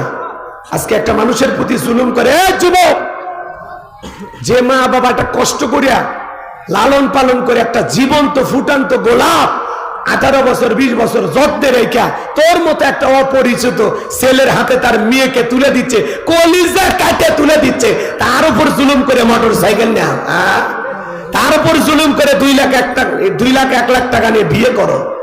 যারা যৌতুক নেই এরা হলো ছোট লোক। এরা কি বলেন? এরা ছোট লোক। আবার বলে যে আমরা অমুক বংশের লোক, আমরা বরযাত্রী 500 নিচে যাই না। আছে না নাই? জোর করে কন্যা পক্ষ বলে আমরা 500 নিচে যাই না। যারা এইভাবে জোর করে কন্যা পক্ষের উপরে দাবি করে খায়, এই খাওয়ার চাইতে ভিক্ষা করে খাওয়া ভালো। কথা কন। কন্যা পক্ষের লোকজন যদি 50 জন খাওয়াইতে পারে, 50 জন যাবেন। এই যে গতকালকের আগের দিন বরিশালে দেখলেন না, বিয়ের বাড়িতে সামান্য একটু পানি দিতে দেরি হয়েছে, এই জন্য ঘুষাঘুষি মারামারি। আছে না? হাই রে মুসলমান, চিন্তা করেন, বিয়ের বাড়িতে একটু পানি দিতে দেরি হয়েছে বা একটু খাবার নিয়ে যাইতে দেরি হয়েছে, এটাকে কেন্দ্র কইরা বর পক্ষের লোকজন কয়, কন্যা পক্ষের লোক জানিস আমরা বর পক্ষের লোক, নিয়ে আয় খাবার নিয়ে আয়। বলতেছে ভাই একটু পরে দিচ্ছে। কিসের পরে? চলবে না, এই কথা বললে মারামারি শুরু করে দিছে। কথা কি বুঝতে পারছেন? তাহলে চিন্তা করেন, সামান্য পানি দিতে দেরি হয়েছে, এটাকে কেন্দ্র করে যারা কন্যা পক্ষের বাড়িতে যা মারামারি করে, এদেরকে যে আমি ছোট লোক বলে কি অন্যায় করছি? এদের কি কোনো ব্যবহার আছে? এরা কি ভদ্র মানুষ? মারামারি করে কয়েকজন হাসপাতালে ভর্তি, পরে প্রশাসনের লোকেরা যায়া বিষয়টা সমাধান করছে। চিন্তা করেন, এদেশে যারা বিয়ে, এই যে বর পক্ষ হয়ে যারা কন্যা পক্ষের বাড়িতে যায়, দেখবেন ও কিন্তু গ্রামে ভ্যান চালায়, রিক্সা চালায়, ও আবার যায় খাবার টেবিলে বসে সেই ভাব নেই। এই যে প্লিটি মহিলা কেন, এটা একটু সাফ করেন তো। আসে নাই? হাই রে ভাই, ও বাড়ির ভ্যান চালায়, একটু কোটটাই পরে বিয়ে খাবার যা কি মোশান। আছে না? না, প্লেট বলে চেঞ্জ করে দেওয়া লাগবে, আবার বলে গ্লাসটা একটু ধুয়ে আনেন। আছে না? না, আল্লাহ আমাদের হেদায়েত দান করুন। জোরে বলেন আমিন। মন খারাপ করবেন না বাজান গো আমার, সমাজের হালচাল বাস্তবতা একটু তুলে ধরার দরকার আছে না নাই? একটু ভদ্র হয়ে যান। আপনার মেয়ের বিয়েতে কেউ এসে যদি এরকম আচরণ করে আপনার কেমন লাগবে? মানুষের বাড়িতে যত ভালোই মশান নিতেছেন, ভাব নিতেছেন, আপনার মেয়ের বিয়েতে যদি এসে কেউ এরকম অত্যাচার করে, প্লেট ধন, গিলাস ধুয়ে নিয়ে আসেন, খাবার দেন, ভাই গোস্তর বাটি এখানে রাখেন, 2 পিস কেন দিচ্ছেন, পেট ভরে খাইতে দেন, আছে না না? আবার দেখবেন খাওয়া হয়ে গেছে তারপরে বলে ওনাকে দেন, ও আবার বলে ওনাকে দেন, এরকম পাল্লাপাল্লি করে খাইতেছে। হ্যাঁ, একদিনে ½ কেজি গোস্ত খায়, এরকম খাওয়ার লোক আছে না নাই? ওই যে কয়দিন না খায় থাকে বিয়ের দাওয়াতের জন্য, আল্লাহ ভালো জানে কথা কোন ঠিক কিনা। আমার ভাইরা এরকম করা ঠিক হবে না। আপনি একটু ভদ্র মানুষ হওয়ার চেষ্টা করেন। যে কথা বলতে চাচ্ছিলাম বাজান, লম্বা হবে, লম্বা করব না। হযরতে ওমর ফারুক ছেলের বউ চয়েস করতেছেন নেককার দেখা, তাকওয়াবান দেখা। আপনি আমি যখন পুত্রবধূ চয়েস করব, মেয়েটা নামাজ পড়ে কিনা, কোরআন পড়ে কিনা, দিনদার কিনা, আল্লাহওয়ালা কিনা, একটু যাচাই বাছাই করা দরকার আছে না নাই? শুধু ছেলের বিয়ে না, আমরা যখন নিজেরা বিয়ে করব তখন ওইভাবে চিন্তা ভাবনা করব। একজন আল্লাহর ওলি ছিল, নাম হলো আমর বিন আস। 2 বছর ধরে পাত্রী খুঁজতেছেন, মনে মনে ভাবতেছেন আমি বড় আলেম হতে পারি নাই, কিন্তু এমন একটা নেককার দিনদার পর্দা করনেওয়ালা আল্লাহওয়ালা রাবেদা সালেহাকে বিবাহ করব, যে মেয়ের মাধ্যমে একটা নেককার সন্তান জন্ম নেবে। এই জন্য একটা পর্দাশীল নামাজ পড়নেওয়ালা মেয়ে 2 বছর ধরে খুঁজতেছেন। কোন সুবহানাল্লাহ। আমর বিন আস একদিন আসরে নামাজ পড়ার পরে তার এক বন্ধুর সাথে দেখা হয়ে গেল। দেখা বলে দোস্তকে বিয়ে করেছো? বলে না, এখনো বিয়ে করতে পারি নাই, 2 বছর ধরে পাত্রী খুঁজতেছি, মনের মতো মেয়ে খুঁজে পাইতেছি না। দেখা বলে বন্ধুরে, এই গ্রামে একটা মেয়ে আছে, যেই মেয়েটা জন্মের পরে মা বাবা সারা দুনিয়ার কাউকে দেখে নাই। তাই নাকি? বলে হ্যাঁ। বলে মেয়েটা কোরআন পড়ে, পর্দা করে, নামাজ পড়ে, অত্যন্ত নেককার আল্লাহওয়ালা। তাই নাকি? বলে হ্যাঁ। এইবার বাজান গো আমার তত্ত্ব নেওয়া হলো, আসলে সব কথাই মিলে গেল, আসলে মেয়েটা নেককার দিনদার। এইবার আমর বিন আস আল্লাহর ওলি এই মেয়েটাকে বিবাহ করলেন। বলেন সুবহানাল্লাহ। বিয়ে করার পরে আল্লাহর ওলি আমর বিন আস এইবার যখন বাসর ঘরে প্রবেশ করবে, তাকায়া দেখে তার প্রিয়তমা স্ত্রী বাসর ঘরে আমার আল্লাহকে সিজদা দেয়। বাসর ঘরে বউ কি করে? নামাজ পড়ে। সুবহানাল্লাহ। এখনকার মুসলমানের বাসর ঘরে নামাজ আছে? নামাজ আছে? এখন আছে মালা বদল, সিনেমার শুটিং, কথা কয় না। আপনাদের এলাকার বিয়ের ভিডিও হয় না? আমি অবাক হয়ে যাই ভাই, গরু ছাগল জবাই করে তার ভিডিও ওখানে ভিডিও হইতেছে, গোস্ত কিভাবে পাকানি রান্না করে তার ভিডিও, ছেলেরে কিভাবে গোসল করা দিচ্ছে তারও ভিডিও আছে না? না, ভাবিরা জোর করে ছেলেরে গোসল করায় দেয়। আমার বিয়ের সময় আমার ভাবিরা বলতেছে হুজুর গোসল করায় দেওয়া লাগবে। আমি কি কোষ, তোরা যদি আমার শরীরে হাত দিস আমার মাথা ঠিক থাকবি, সরে যা, আমার গোসল আমি করবো। কথা কোন ঠিক কিনা? এরা মেয়ে মানুষ তো গোসল করে দেয়। তুমি কি প্রতিবন্ধী? এই ছেলে, তুমি বিয়ে করবার যাচ্ছ, তুমি প্রতিবন্ধী যে মহিলা গোসল করে দেওয়া লাগবে? কথা কয় না ভাই, রাগ করতেছেন আপনারা। কথাগুলো শুনতে খারাপ লাগতে কিছু, এটা বাস্তবতা। একই কোন আপনারা, কথা ঠিক আছে না? নাই? এই ছেলে তুমি বিয়ে করতে যাচ্ছ, গোসল করা দিচ্ছে অন্য মহিলারা, ব্যাপারটা কি? তোর মতলব কি? আবার দেখবেন যে মহিলারা গোসল করা দেয়, ভাবি চাচি, ভাবি দাদিরা, এরা গোসল টোসল করাইয়া লঙ্গি দেয় না, লঙ্গি অ্যাটাক করে রাখে। কেন? ওই যে গোসল করার যে একটা আলাদা একটা বিল আসছে, ছেলে টাকা দেয় তারপরে লঙ্গি দেয়। আমি তো চিন্তা করি সামনে যে পৌষ মাস আর মাঘ মাস চলে গেল, এরকম শীতের সময় যদি কোনো ছেলেকে লঙ্গি দিতে 2 ঘন্টা দেরি করে, ওর বিয়ে করে বাসর ঘরে যাওয়া লাগবে না, হাসপাতালে ভর্তি হওয়া লাগবে। কথা কোন ঠিক না? এই জন্য যুবক তোমাদেরকে অনুরোধের ভাষায় বলে যায়, দেখবেন গোসল করা ভিডিও, আবার হলুদ পাটির ভিডিও আছে না নাই? কথা কন না? এই যে মা বোনদেরকে আপনারা হলুদ রঙের শাড়ি পরাইয়া টমটম ভাড়া করে দেন, অটো ভাড়া করে দেন, আলম সাধু ভাড়া করে বলেন যান ছেলের বাড়িতে হলুদ দিয়ে আসেন। বলেন তো কোন হুজুর কইছে জায়েজ? কোন হুজুর? এই যে আনুষ্ঠানিকতা, এটা কি জায়েজ? কথা কোন না আপনার? এই যুবতী মেয়েগুলো সেজে গুজে ছেলের বাড়িতে গেছে হলুদ দিতে। আবার ছেলে মদন ও একটু সাদা গেঞ্জি পরে, একটা লুঙ্গি পরে, গামছা দিয়ে, ফল ফুট সব নিয়ে দোকান খুলে বসে আছে। কথা কয় লাগে? এখন যে সমস্ত মহিলারা হলুদ দিতে গেছে, ওরা বলে যে প্লেট আছে একটা ফাঁকা প্লেট, ফকির তো, ওই ফাঁকা প্লেটে 500 টাকা 1000 টাকা দেয় আর বলে দুলে ভাই আমি কিন্তু ওই যে পিঙ্কির সাথে বিয়ে হচ্ছে, ওর কিন্তু মামা তো বোন। কথা কয় না কে? এই কথা বলে প্লেটে খাবার দিয়া, ভালো করে বলছেন, ওই প্লেটে ওই ফকিরের 500 টাকা 1000 টাকা দিয়া ওখান থেকে পাইসটা বলে দুলে ভাই হা করে। দুলে ভাই হা করছে, ও তো জীবনে খাইনি, পাঙ্গাস মাছের মতো হা করছে। এই মেয়ে আবার হেব্বি সে আনা, দুলে ভাইয়ের মুখে না দিয়া 10 পর্যন্ত হ্যাঁ নিজের মুখে দিছে, দুলে ভাইকে 10 দিছে, দুলে ভাইকে খাওয়াইতে পারে না, মানে দুলে ভাইয়ের মুখে না দিয়ে নিজের মুখে দিছে, বুঝতে পারছেন তো নাকি? বলে দুলে ভাই হা করেন, এই কথা দুলে ভাই হা করছে, ও আবার নিজের মুখে দিয়ে খায়, বলতেছে দুলে ভাই আপনারা ঠকাইলাম। তখন দুলে ভাই বলে আজকে ঠকা, সুযোগ পাইলে তোরেও ঠকাবো। কথা কন ঠিক কিনা? এরকম আছে না নাই? এই কথা বললে এই যুবতী মেয়েরা ওই ছেলেটার গাল নেড়ে নেড়ে হলুদ দেয়, আছে না নাই? শোনে, হলুদ দেওয়া জায়েজ আছে, একটু মনোযোগ দেন। বিশ্ব নবীর কাছে একজন সাহাবী হাজির হয়ে গেলেন, নবীজি চেহারার মধ্যে তাকায় দেখে একটু হলুদ লাগানো, সুবহানাল্লাহ করো। আমার নবী ডেকে বলে গতকালকে তোমার মনে বিয়ে হয়েছে তাই না? বলে হ্যাঁ হুজুর। তো হলুদ লাগাইছে কে তোমারে? বলে হুজুর আমার স্ত্রী। সুবহানাল্লাহ করো। নবীজি তখন মুচকি হাসলেন আর সুবহানাল্লাহ বলেন। তার মানে কি ওই সাহাবীর গায়ে তার স্ত্রী হলুদ লাগায় দিয়েছে, আপনার স্ত্রী যদি আপনার গায়ে হলুদ লাগায় দেয় এটা জায়েজ। কথা কয় নাকি? কিন্তু যুবতী শালী আপনারে হলুদ লাগাবে, নিঃসন্দেহে এটি হারাম, এটি জায়েজ হতে পারে। এই জন্য হলুদ মাখানোর যদি এত ইচ্ছা থাকে, বাসর ঘরে 2 বাটি হলুদ আগেই পিছিয়ে ঘুষে রেডি করেন, বাসর ঘরে কিচ্ছু করার দরকার নাই, হলুদ মেখে সারা রাত কেটে যায়। কথা কয় না কে? রাগ করছেন আপনারা? যুবক তোদের পরিবর্তন হতে হবে। অনুরোধ করে বলি বাবা, বিয়ে করবি কর, এগুলো হলুদ উৎসব, মেহেদি উৎসব, রং তামাশা, গীত গান বাজনা, এরকম বক্স নিয়ে এসে ডিক ডিক আওয়াজ দেয়া, এগুলো মাটি কাঁপানো, এগুলো গান বাজনা বন্ধ করো। আল্লাহ যুবকদের হেদায়েত দান করেন, জোরে বলেন আমিন। আর বিয়েতে ভিডিও করা বন্ধ করো। কথা কয় না কে? কিসের ভিডিও করো তুমি? পাগলা ছেলে, মানুষ খাইতেছে গোস্ত এরকম চাপাইতেছে, তারও ভিডিও। মানুষ খাইতে দেখে ভিডিও করে, কথা বলো। রাগ করছেন আপনারা?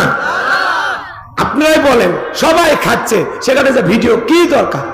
হ্যাঁ, বাসর করে আবার মালা বদলের ভিডিও, ক্যামেরাম্যান আবার বলে ভাই একটু ইসমাইল হাসি, ভাবিকে একটু চেপে ধরেন, লোকজনের সামনে ধরতেছে। কত বড় মানে মাতাল হয়ে গেছে, ওর মানে পিনিক উঠছে পিড়িতে। কথা কন ঠিক কিনা? মানুষের সামনে বক্স চাপে ধরতেছে, মালা দিতেছে, হাসি তামাশা করতেছে, মনে হয় ছোটখাটো সিনেমার শুটিং চলতেছে। এরকম আছে না? না, মুসলিম যুবক যুবতী এরকম অসভ্য বেহাপানা করতে পারে না। তোর চোখে কি লাজ লজ্জা নেই? একটু শরম নাই? বেটা ছেলে, আল্লাহ যুবকদের হেদায়েত দান করুন। আরো আসতে কোন আমি আমর দিন আজ তাকায় দেখে বাসর করে তার প্রিয়তমা স্ত্রী নামাজ আদায় করে, এমন দৃশ্য দেখার পরে মনটা ভইরা গেছে। বিবি যখন নামাজ আদায় করা শেষ হয়ে গেল, দেখেন বাসর করে নামাজ, সুবহানাল্লাহ বলেন, নতুন জীবন শুরু করতেছেন, 2 রাকাত নফল নামাজ পড়ে শুরু করেন, আল্লাহর কাছে দোয়ার মাধ্যমে শুরু করেন। কথা বলেন ঠিক কিনা? গান বাজনা গীত লাফালাফি নাচানাচি এগুলো থেকে আল্লাহ যুব সমাজকে হেদায়েত দান করেন, জোরে বলেন আমিন। এবার আমর বিনাশ বাসর করে প্রবেশ করার পর স্বামী স্ত্রীর মধ্যে সালাম আদান প্রদান হয়ে গেল। এইবার প্রিয়তম স্ত্রীর মুখের ঘন্টা তোলার পর এক নজর তাকায়া মনের ভিতরে কষ্ট নিয়ে বাসর ঘর থেকে বের হয়ে আসলেন। প্রিয়তম স্ত্রী মনে মনে ভাবে, আমি তো স্বামীকে কিছুই বললাম না, কেন আমার স্বামী ঘর থেকে বের হয়ে গেল? বিষয়টা আমি বুঝতে পারলাম না। ভালো করে বুঝবেন। এইবার মেয়েটা 1 পা 2 পা করে ঘরের দুয়ারে এসে তাকায় দেখে স্বামী বাড়ির বাহিরে বারান্দাতে দাঁড়িয়ে আছে। ডেকে বলে, স্বামী, জীবনে কোনোদিন কোনো পুরুষ আমাকে স্পর্শ করে নাই, আমি কোনো পুরুষের চেহারাও দেখি নাই, আপনি আমার জীবনের প্রথম পুরুষ। শুনেছি আপনি আল্লাহর অনেক বড় ওলি, যদি আজকে আপনি আমার হক না আদায় করেন, কঠিন কিয়ামতের ময়দানে আমি আল্লাহর দরবারে আপনাকে আসামি বানাবো। আল্লাহর ওলির অন্তরে ভয়। বাসর ঘরে প্রবেশ করলেন, বিবির সাথে ভালোবাসা বিনিময় হয়ে গেল। এইবার ভালোবাসা বিনিময় করার পর পরের দিন সকালবেলা উঠে চলে গেল। এক নয় দুই নয় 25টা বছর অতিবাহিত হয়ে গেল, আর বিবির কাছে আসে না, বইয়ের খবর নেয় না। 25 বছর পরে তাদের দাম্পত্য জীবনের কি ঘটনা ঘটে আপনারা কি একটু শুনবেন? 25 বছর কেন স্ত্রীর কাছে আসলেন না, 25 বছর পরে কিভাবে পরিচয় হয় আপনারা কি একটু শুনবেন? কারা কারা একটু হাত তোলেন তো দেখি। লিল্লাহে তাকবীর। তাহলে হযরত ওমর ফারুকের কথা মনে আছে না নাই? ছেলের বউকে চয়েস করতেছেন তাকওয়া দেইকা। এজন্য বাজার গো আমার, তাকওয়া মানে অন্তরে আল্লাহর ভয়। যার অন্তরে আল্লাহর ভয় আছে, যে নেককার দিনদার নামাজি, এমন মেয়ে যদি ছেলের বউ হয় আপনার ঘরে আসে, যে মেয়ে মুখ দিয়ে কোরআন তিলাওয়াত করে, মাথা নত করে আল্লাহকে সিজদা দেয়, পর্দা করে বাহিরে যায়, এমন পুত্রবধূ কোনোদিন শ্বশুরকে গালিগালাজ দেবে না। কথা বলেন ঠিক কিনা? ভালো করে বোঝার চেষ্টা করবেন। সামনের দিকে যায়, আল্লাহ বলেন আল্লাযীনা ইযা যুকিরাল্লাহু ওয়াজিলাত কুলুবুহুম, যারা ঈমানদার তাদের সামনে যখন আমি রবের নাম উচ্চারণ করা হয়, ভয়ে তাদের অন্তরাত্মা কেঁপে ওঠে। তাহলে আপনার আমার অন্তরে একমাত্র ভয় থাকতে হবে কার? যাদের অন্তরে ভয় আছে আল্লাহ, তারা দুধে পানি মিশাবে না, খাদ্যে ভেজাল দেবে না, ওজনে কম দেবে না। খাদ্যে ভেজাল দেওয়ার ঘটনা সমাজে আছে না না?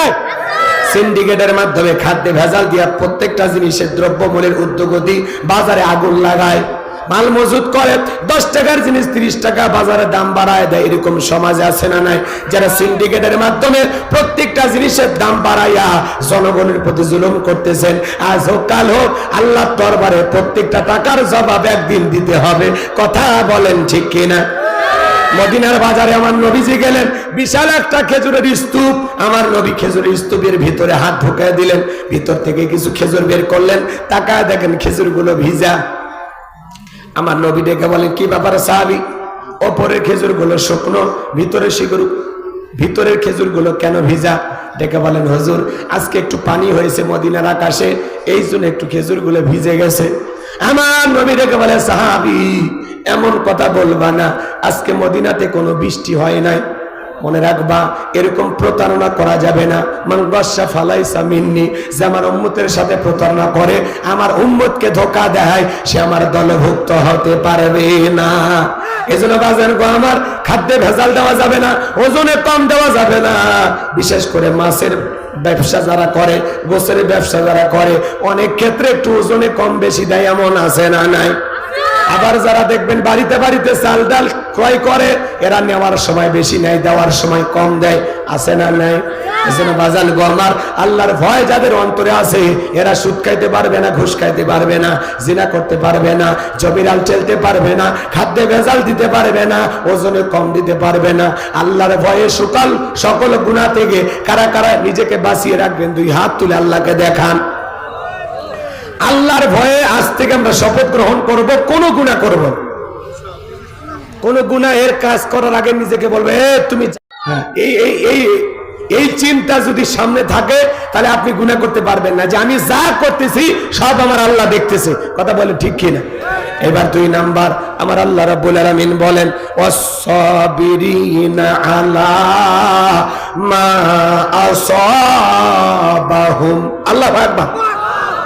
আমার আল্লাহ ডেকে বলেন, যারা বিপদ আপদ মুসিবতে সবর করে, ধৈর্য ধারণ করে, ওয়াস-সাবিরিনা আলা মা আসাবাহুম, বিপদ আপদ মুসিবতে সবর করা দরকার আছে না নাই? ধৈর্য ধারণ করা দরকার আছে না নাই? জোরে বলেন, আছে না নাই?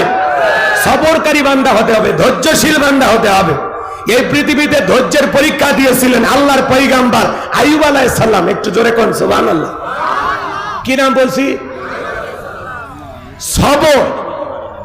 আপনি যদি ধৈর্য ধারণ করতে পারেন, আপনার জীবনে সফলতাকে দেবেন কে? ইন্নাল্লাহা মা'as-সাবিরিন। ধৈর্যশীল বান্দাদেরকে ভালোবাসেন কে? সবর। সবরের ফল আপনি পাবেন। আপনি যদি ধৈর্য ধারণ করতে পারেন, সফলতা আপনার আসবেই ইনশাআল্লাহ। মানে কোন মানুষ যদি সবর করে, ধৈর্য ধারণ করে, আল্লাহ তাকে বিমুখ করে না, এর পুরস্কার আল্লাহ তাকে দেয়। বলেন না কেন? সবরের পুরস্কার কে দেয়? আরো জোরে বলেন, কে দেয়? তাহলে একটু খেয়াল করেন, ওয়াস-সাবিরিনা আলা মা আসাবাহুম। মুমিন জীবনের সবচেয়ে গুরুত্বপূর্ণ একটা পয়েন্ট হলো সবর, ধৈর্য ধারণ করা। কথা বলেন না কেন? একটু মনোযোগ দিবেন, এদিক খেয়াল করেন। আল্লাহর পয়গম্বর আইয়ুব আলাইহিস সালাম কতটা সবরকারী এবং ধৈর্যশীল পয়গম্বর ছিলেন, একটু খেয়াল করেন। পয়গাম্বারের টাকা পয়সা সোনা দানা কোনো কিছুর অভাব নাই, তারপরে সবসময় জবান দিয়ে জিকির করেন কার? আর একটু জোরে বলেন কার? শয়তান একদিন আল্লাহ তাআলাকে ডেকে বলেন, আল্লাহ আইয়ুব আলাইহিস সালামের সবকিছু আছে, তার টাকা পয়সা ধন দৌলত ক্ষেত খামার কোনো কিছুর অভাব নাই, বিবি সন্তান, এই জন্য বৈশা বৈশা আপনার জিকির করে। এগুলো যদি কেড়ে নেওয়া হয় আপনার পয়গাম্বার আইয়ুব আপনাকে ভুলে যাবে। জোরে বলা যাবে না নাউজুবিল্লাহ? আমার ভাইয়েরা, এই কথা যখন শয়তান বললেন, আমার আল্লাহ ডেকে বলে, শয়তান রে, আমার পয়গাম্বার আইয়ুব আমাকে কখনো ভুলে যেতে পারে না। শয়তান ডেকে বলে, আল্লাহ তাহলে একটু ওয়াদা দেন, একটু পরীক্ষা করি। আমার আল্লাহ ডেকে বলে, যাও পরীক্ষা করে দেখতে পারো, কিন্তু আমার আইয়ুব কখনো আমাকে ভুলে যাবে না, জিকির বন্ধ করবে না। বলেন সুবহানাল্লাহ। এইবারে পাজান গো, আমার আল্লাহর পয়গম্বর আইয়ুব আলাইহিস সালামের ফসলের মাঠে যত ফসল ছিল সব ফসল নষ্ট কইরা মানুষের সুরত নিয়া শয়তান যায় বলে, ও পয়গম্বর তোমার ফসলের জমিতে যত ফসল ছিল সব ফসল নষ্ট হয়ে গেছে, একটু ফসল নাই। আল্লাহর পয়গম্বর ডেকে বলে, এতদিন এই জমিগুলো থেকে যে আল্লাহ তাআলা ফসল দিয়েছিল সে আল্লাহ তাআলার হুকুমে এই বছর যেহেতু আমি ফসল পাবো না, এতে আমার আফসোস নাই, মন খারাপ নাই, আমি শুকরিয়া আদায় করে পড়ছি আলহামদুলিল্লাহ। ফসল নষ্ট হয়ে গেছে, তারপরে কি বলে? কথা কয় না। আর আপনি আমি জমির ধান পাইকে গেছে, বোঝেন তো? ভাষা বোঝেন নাকি? আমার ভাষা বোঝেন না? জমির ধান কি হয়েছে? পাইকে গেছে।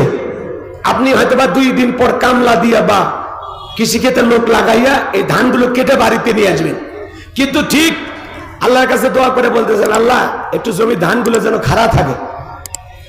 আপনি যেদিন কামলা লাগাবেন তার আগের দিন, মাঠে লোক লাগাবেন তার আগের দিন একটু হালকা বৃষ্টি হইয়া, একটু হালকা ঝড় তুফান হইয়া জমির ধানগুলো পড়ে গেছে। আপনি সকালবেলা ফজরের নামাজ পড়িয়া জমিতে যায় দেখেন খারা ধান কি হয়ে গেছে? পড়ে গেছে, শুয়ে আছে। এই দৃশ্য থেকে মাথার টুপি খুলে বলে, আল্লাহ এটা একটা কাম করলে। কথা কয় না? এরকম মুসলমান আছে না নাই? আচ্ছা বলেন তো, ঝড় তুফানে আপনার জমির ধান যদি 2-1 মণ পড়েও যায় ঝড় তুফানে, হয়তো 25 মণের জায়গায় আপনি 23 মণ পাইলেন, আল্লাহ যদি চাই পরের বছরে ওই জমিতে 30 মণ দেওয়ার ক্ষমতা আল্লাহর আছে না নাই? আপনার রিজেকে, আপনার তকদিরে যতটুকু আছে ততটুকু ফসল আপনার ঘর পর্যন্ত পৌঁছায়া দেবেন কি? আপনার রিজেকে যা আছে ততটুকুই আপনি পাবেন। তাহলে আপনি শুকরিয়া আদায় করবেন কার? আর আপনি কি করেন? আল্লাহ এটা কাম করলে কি সবরকারী হওয়া যাবে? তো খালি ওয়াজ এমনি গল্প করতেছি না, এখান থেকে শিক্ষা আছে না নাই? বিপদ আপদ মুসিবতে সবর করা লাগবে, ধৈর্য ধারণ করা লাগবে। কথা বলে ঠিক কিনা? তাহলে ফসলের জমির যদি একটু 19-20 হয়ে যায় তারপরেও কি আলহামদুলিল্লাহ, আল্লাহ আমার রিজেকে যা আছে আমি তাই পাবো। কথা কন ঠিক কিনা? এরপরে শোনেন,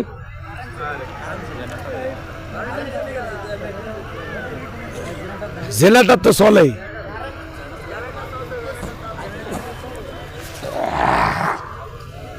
গরম পানি খাবেন না?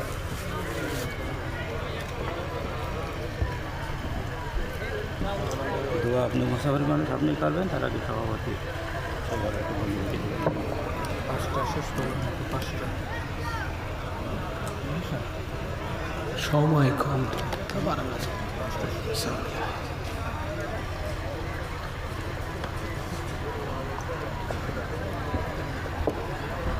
কষ্ট হচ্ছে আপনাদের? বিরক্ত হয়েছেন?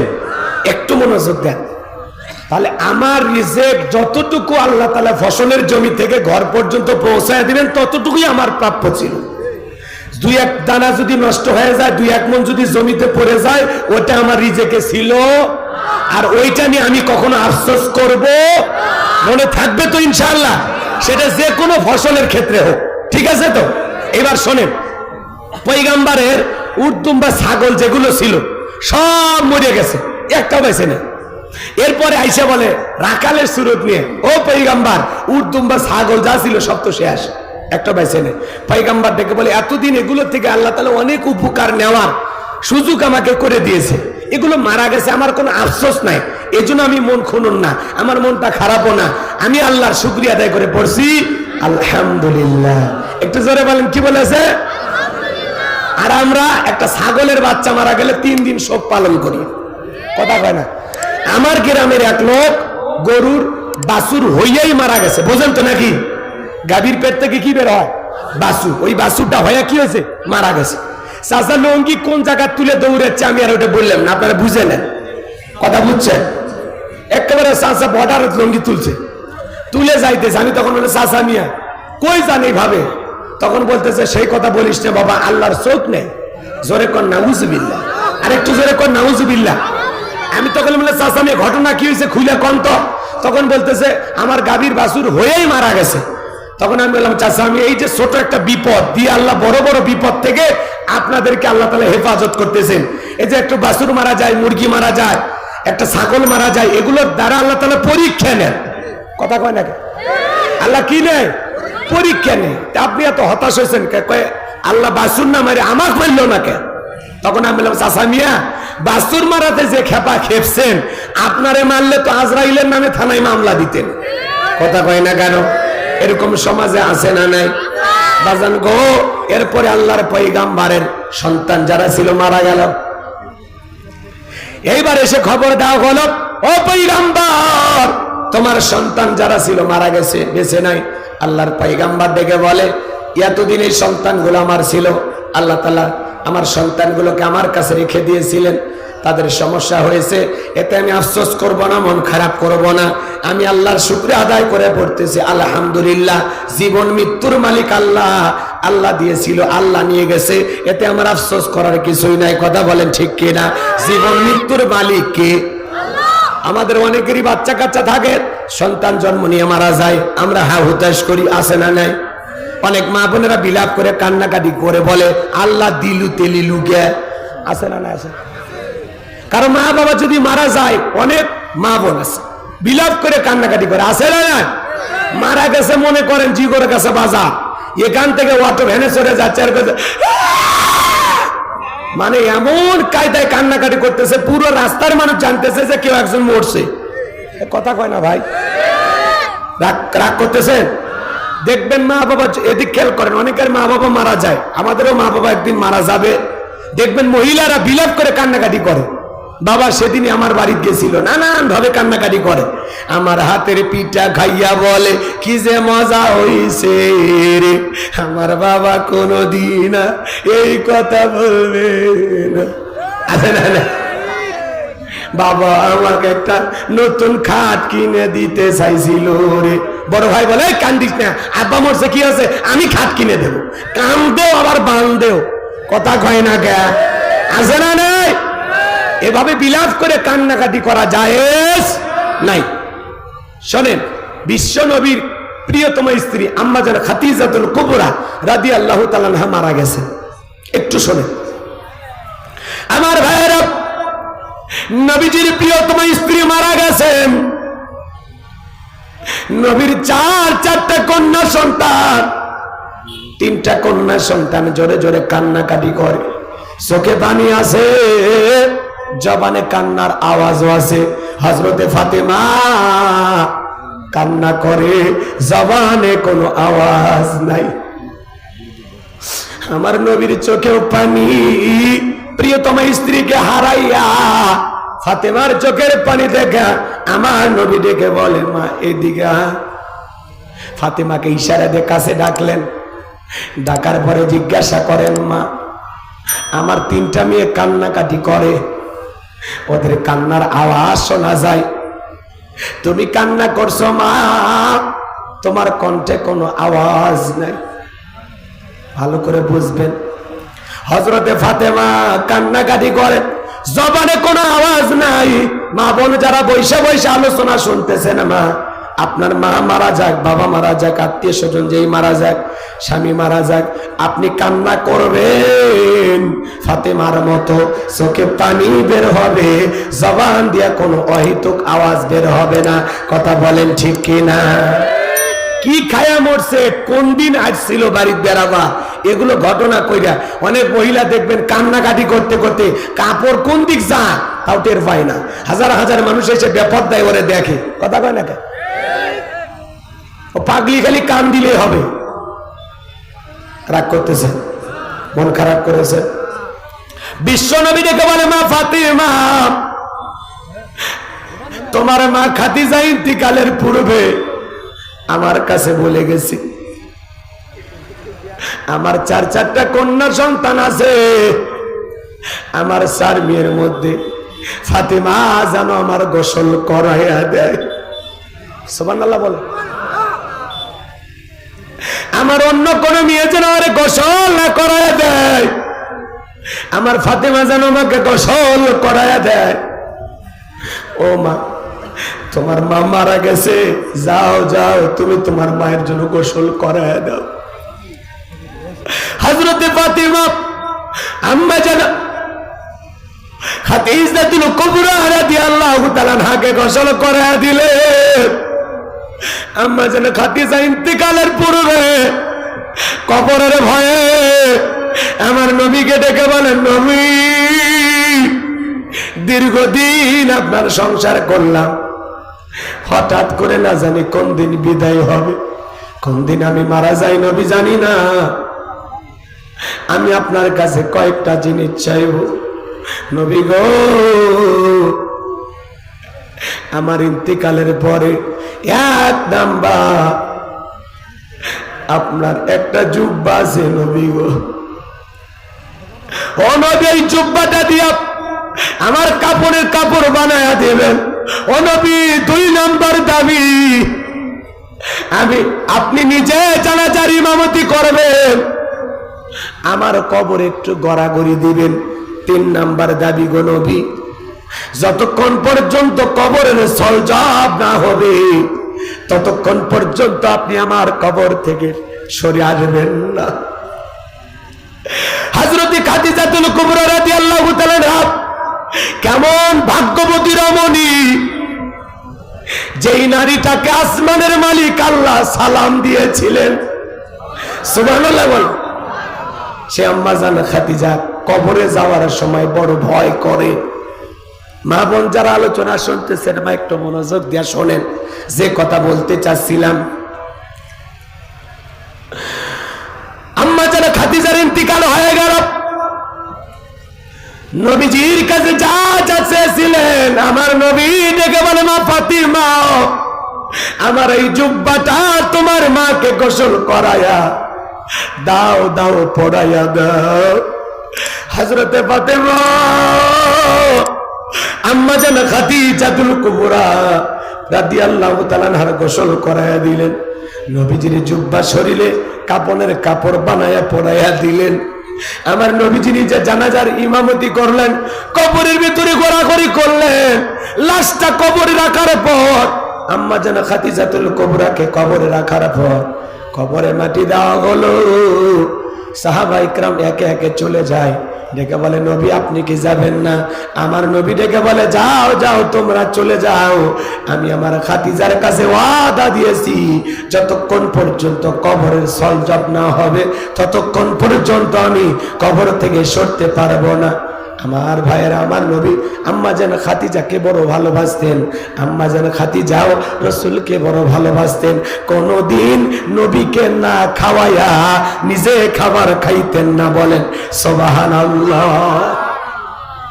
রাসূলকে খাবার না খাওয়ায়া আম্মা জান খাদিজা কখনো খাবার খান নাই।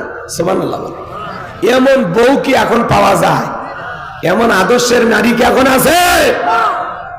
একটু মনোযোগ দিয়ে শোনেন আমার ভাইয়েরা।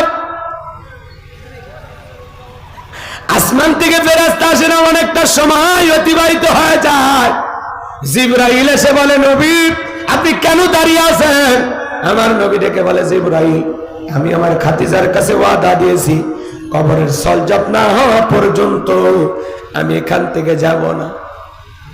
আমার ভাইরা, জিবরাইল এসে বলে, নবী যেদিন খাদিজাতুল কুবরা রাদিয়াল্লাহু তাআলা আনহা কবরের সলজবের ভয়ে কান্নাকাটি করেছিল, সেদিনই খাদিজার কবরের সলজব আমার আল্লাহ কবুল করে নিয়েছেন। আমার আল্লাহ আমাকে জানিয়ে দিয়েছেন হযরতে খাদিজার কবরে আসমান থেকে কোনো ফেরেশতা আসবে না কবরের সলজব নেওয়ার জন্য। আমার আল্লাহ খাদিজার কবরের সলজবকে কবুল করে নিয়েছেন। সুবহানাল্লাহ জোরে বলেন। শেখ খাদিজার ইন্তিকালের সময় ফাতেমা কান্না করে, জবান দিয়ে কোনো আওয়াজ বের হয়নি।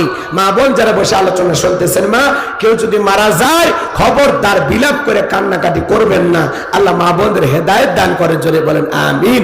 এইবার শয়তান ডেকে বলে, আল্লাহ অনেক কিছু পরীক্ষা করে দেখলাম, তোমার আইব তো তোমার জিকির ছাড়ে না, দেহটা ভালো আছে তো এই জন্য আপনার জিকির করে, অসুস্থ হইলে আপনাকে ভুলে যাবে। আমার আল্লাহ ডেকে বলে, ইবলিস শয়তান, আমার আয়ুব অসুস্থ হলে আমাকে ভুলে যাবে না। বলে আল্লাহ তাহলে পরীক্ষা নেওয়ার জন্য একটু অসুস্থ হওয়ার সুযোগ করে দেন। ভালো করে বোঝেন। আমার আল্লাহ বলে, যা সুযোগ দিলাম। এইবার আল্লাহর পয়গাম্বর আইয়ুব আলাইহিস সালামের দেহের ভিতরে ঘা দেখা দিল, ঘা, পুরোটা শরীর অসুস্থ, 1 নয় 2 নয় 18 বছর আল্লাহর পয়গাম্বর অসুস্থ। সুবহানাল্লাহ বলবেন না? কত বছর? তারপরে প্রিয়তমা স্ত্রী রহিমা তার খেদমতে নিয়োজিত, স্বামীকে ফেলায় যায় না। এখন তো আপনি আমি যদি 6 মাস অসুস্থ থাকি, 1 বছর অসুস্থ থাকি, বইয়ের যে মেজাজ, কথা কন না কে? কোন স্বামী যদি 6 মাস 1 বছর অসুস্থ থাকে কি মেজাজ দেখায়, দেখেন না? ওই ঔষধটা খাও, খায় একটু উদ্ধার করো, মরণের রোগ হয়েছে, মরেও না, আছে না নাই? ঔষধও খাওয়ায় আবার মরণের দোয়া করে, এরকম আছে না না? আরে ভাই 18 বছর তো দূরের কথা, এখন যদি আপনি আমি 5-7 বছর অসুস্থ হইয়া হাসপাতালে পড়ে থাকি, এখনকার যে ডিজিটাল মহিলা আর ডিজিটাল মা বোন দেখবেন 6 বছর পর সুস্থ হইয়া আপনার বউ আর একটা স্বামীর সংসার করিয়া 4টে বাচ্চার মা হয়ে গেছে। এখন আর 18 বছর সেবা করা রহিমা সুন্দরী পাওয়া যাবে না। কথা কর, রাগ করতেছেন আপনারা? করেন, কোনো সমস্যা নেই আমার ভাইয়ারা। একদিন শয়তান রাস্তার মধ্যে রহিমাকে আটকায়া যুবকের সুরতে ধোকা দিয়া বলেন, ও রহিমা সুন্দরী, অসুস্থ স্বামী আইয়ুবের সেবা করে কি লাভ? নিজের জীবনটা উপভোগ করার জন্য আরেকটা বিয়ে করো। কি করো? আরেকটা বিয়ে করো।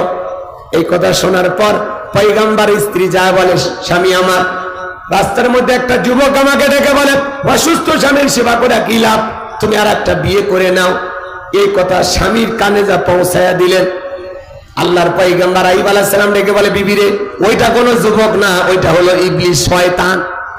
যুবকের সুরতে একজন বিয়ের কথা বলে, সেই কথা স্বামীর কানে পৌঁছায় দেয়। এখনকার মা বোনেরা যদি যশোর বাস স্ট্যান্ডে কোনো যুবকের সাথে দেখা হয়, সেই গল্প কি এসে স্বামীর কাছে করে? করে না। পারলে ওর মোবাইল নাম্বার নেয়, স্বামী বাড়িতে না থাকলে সারাদিন কুটুর কুটুর করে ফোনে কথা কয়, এরকম আছে না? না, আল্লাহ মা বোনদের হেদায়েত দান করেন, জোরে বলেন আমিন। আমার ভাইয়েরা, আল্লাহর পয়গম্বর আইয়ুব আলাইহিস সালাম অসুস্থ, 18টা বছর ধরে অসুস্থ, পয়গম্বরের পুরোটা দেহের ভিতরে ঘা। এরপরে পয়গম্বর আল্লাহর জিকির বন্ধ করেন। আল্লাহর পয়গম্বরের জিহ্বার ভিতরে যখন ঘা দেখা দিল, আল্লাহ নবী আইয়ুব আলাইহিস সালাম তাকায় দেখে এইবারে জিহ্বার ভিতরে ঘা। আল্লাহর পয়গম্বর তখন কি করেছিলেন জানেন? আমার আল্লাহ রাব্বুল আলামিন বলেন, ওয়া আইয়ুবা ইদনাদা রাব্বাহু আন্নী মাসানিয়াদ দুররু ওয়া আনতা আরহামুর রাহিমিন। আমার আল্লাহ ডেকে বলেন, স্মরণ করে আইয়ুবের কথা। যখন আইয়ুব আলাইহিস সালাম অসুস্থ থাকা অবস্থা আল্লাহর কাছে বলেন, ওয়া আনতা আরহামুর রাহিমিন, আপনি তো দয়ালুর মধ্যে সর্বশ্রেষ্ঠ দয়ালু। সুবহানাল্লাহ বলেন। পয়গম্বরের কথা বলার ধরনটা কত সুন্দর জানেন? কি বলতেছে? ওয়া আনতা আরহামুর রাহিমিন, আপনি দয়ালুর মধ্যে সর্বশ্রেষ্ঠ দয়ালু। সুবহানাল্লাহ বলেন। ডাইরেক্ট বলতেছেন আল্লাহ, জিহ্বাতে ঘা ভালো করে দেন, আমি অসুস্থ সুস্থ বানায় দেন, এই কথা বলতেছে না। কি বলে? আপনি দয়ালুর মধ্যে সর্বশ্রেষ্ঠ দয়ালু। এই কথা বলে পয়গম্বর ডেকে বলেন, আল্লাহ আমার দেহের ভিতরে ঘা ছিল, আমার কোনো আফসোস ছিল না, আমার জিহ্বাটা সুস্থ ছিল, ভালো ছিল, এই জিহ্বা দিয়ে আমি আপনার জিকির করি। আমার জিহ্বার ভিতরে ঘা দেখা দিয়েছে, জিহ্বা নাড়াইতে বড় ব্যথা হয়। আল্লাহ এই জিহ্বার ঘাটা ভালো করে দাও, যেই জিহ্বা দিয়ে তোমার মতো মালিকের জিকির করি, আজকে সেই জিহ্বার ভিতরে ঘা দেখা দিয়েছে।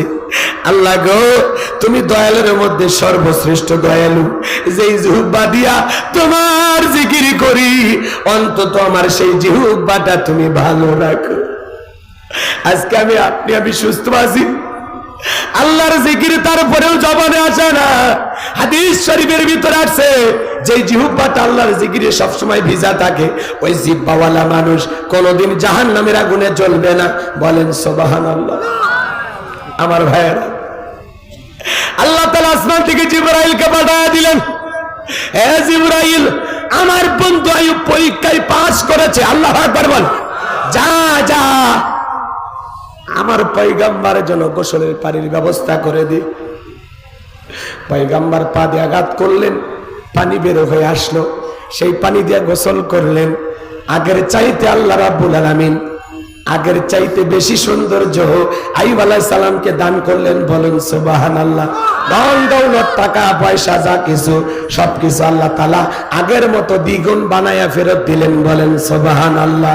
এই জন্য ওয়াসবিরিনা আলা মা আসাবাহুম, সবর করলে, বিপদ আপদ মুসিবতে ধৈর্য ধারণ করলে আপনার ধৈর্যের পুরস্কার দেবেন কে? আল্লাহ। জোরে বলেন, ধৈর্যের পুরস্কার দেবেন কে? এজন্য সবরকারী ধৈর্যশীল বান্দা হতে কারা কারা রাজি? হাত তোলেন। লিল্লাহি তাকবীর। আল্লাহ আমাদের কবুল করেন। জোরে বলেন আমিন। ওয়াল মুকিমিস সালাত, নামাজ কায়েম করতে হবে। ওমিম্মা রাযাকনাহুম ইনফিকুন, আল্লাহ তাআলা যে রিজিক দিয়েছেন নিজেও খাবো, সেখান থেকে ব্যয় করব। যাই হোক, আরো কথা বলার ছিল, যেহেতু বুঝি না 25 বছর। আচ্ছা, এদিক খেয়াল করেন, 2 মিনিটে যদি সুযোগ হয় আমি বলে দিচ্ছি। আসরের নামাজ আমাদের একেবারে নিকটবর্তী। আমাদের সভাপতি শ্রদ্ধাভাজন ব্যক্তিত্ব, উনি 2-1 মিনিট কথা বলেই 25 বছরের কথাটা একটু বলে, যেহেতু ওয়াদা দিয়েছে আমি বলে দেবো ইনশাল্লাহ। আর এই জায়গায় আসরের নামাজ হবে পাশে মসজিদে, আপনারা পড়ে নেবেন। দয়া করে কেউ ওটা বসে করেন না। এখন সভাপতি মহোদয় একটু কথা বলবেন। জি, ওনাকে মাইক দেন। এই বাবা, মাইক দাও। আমাদের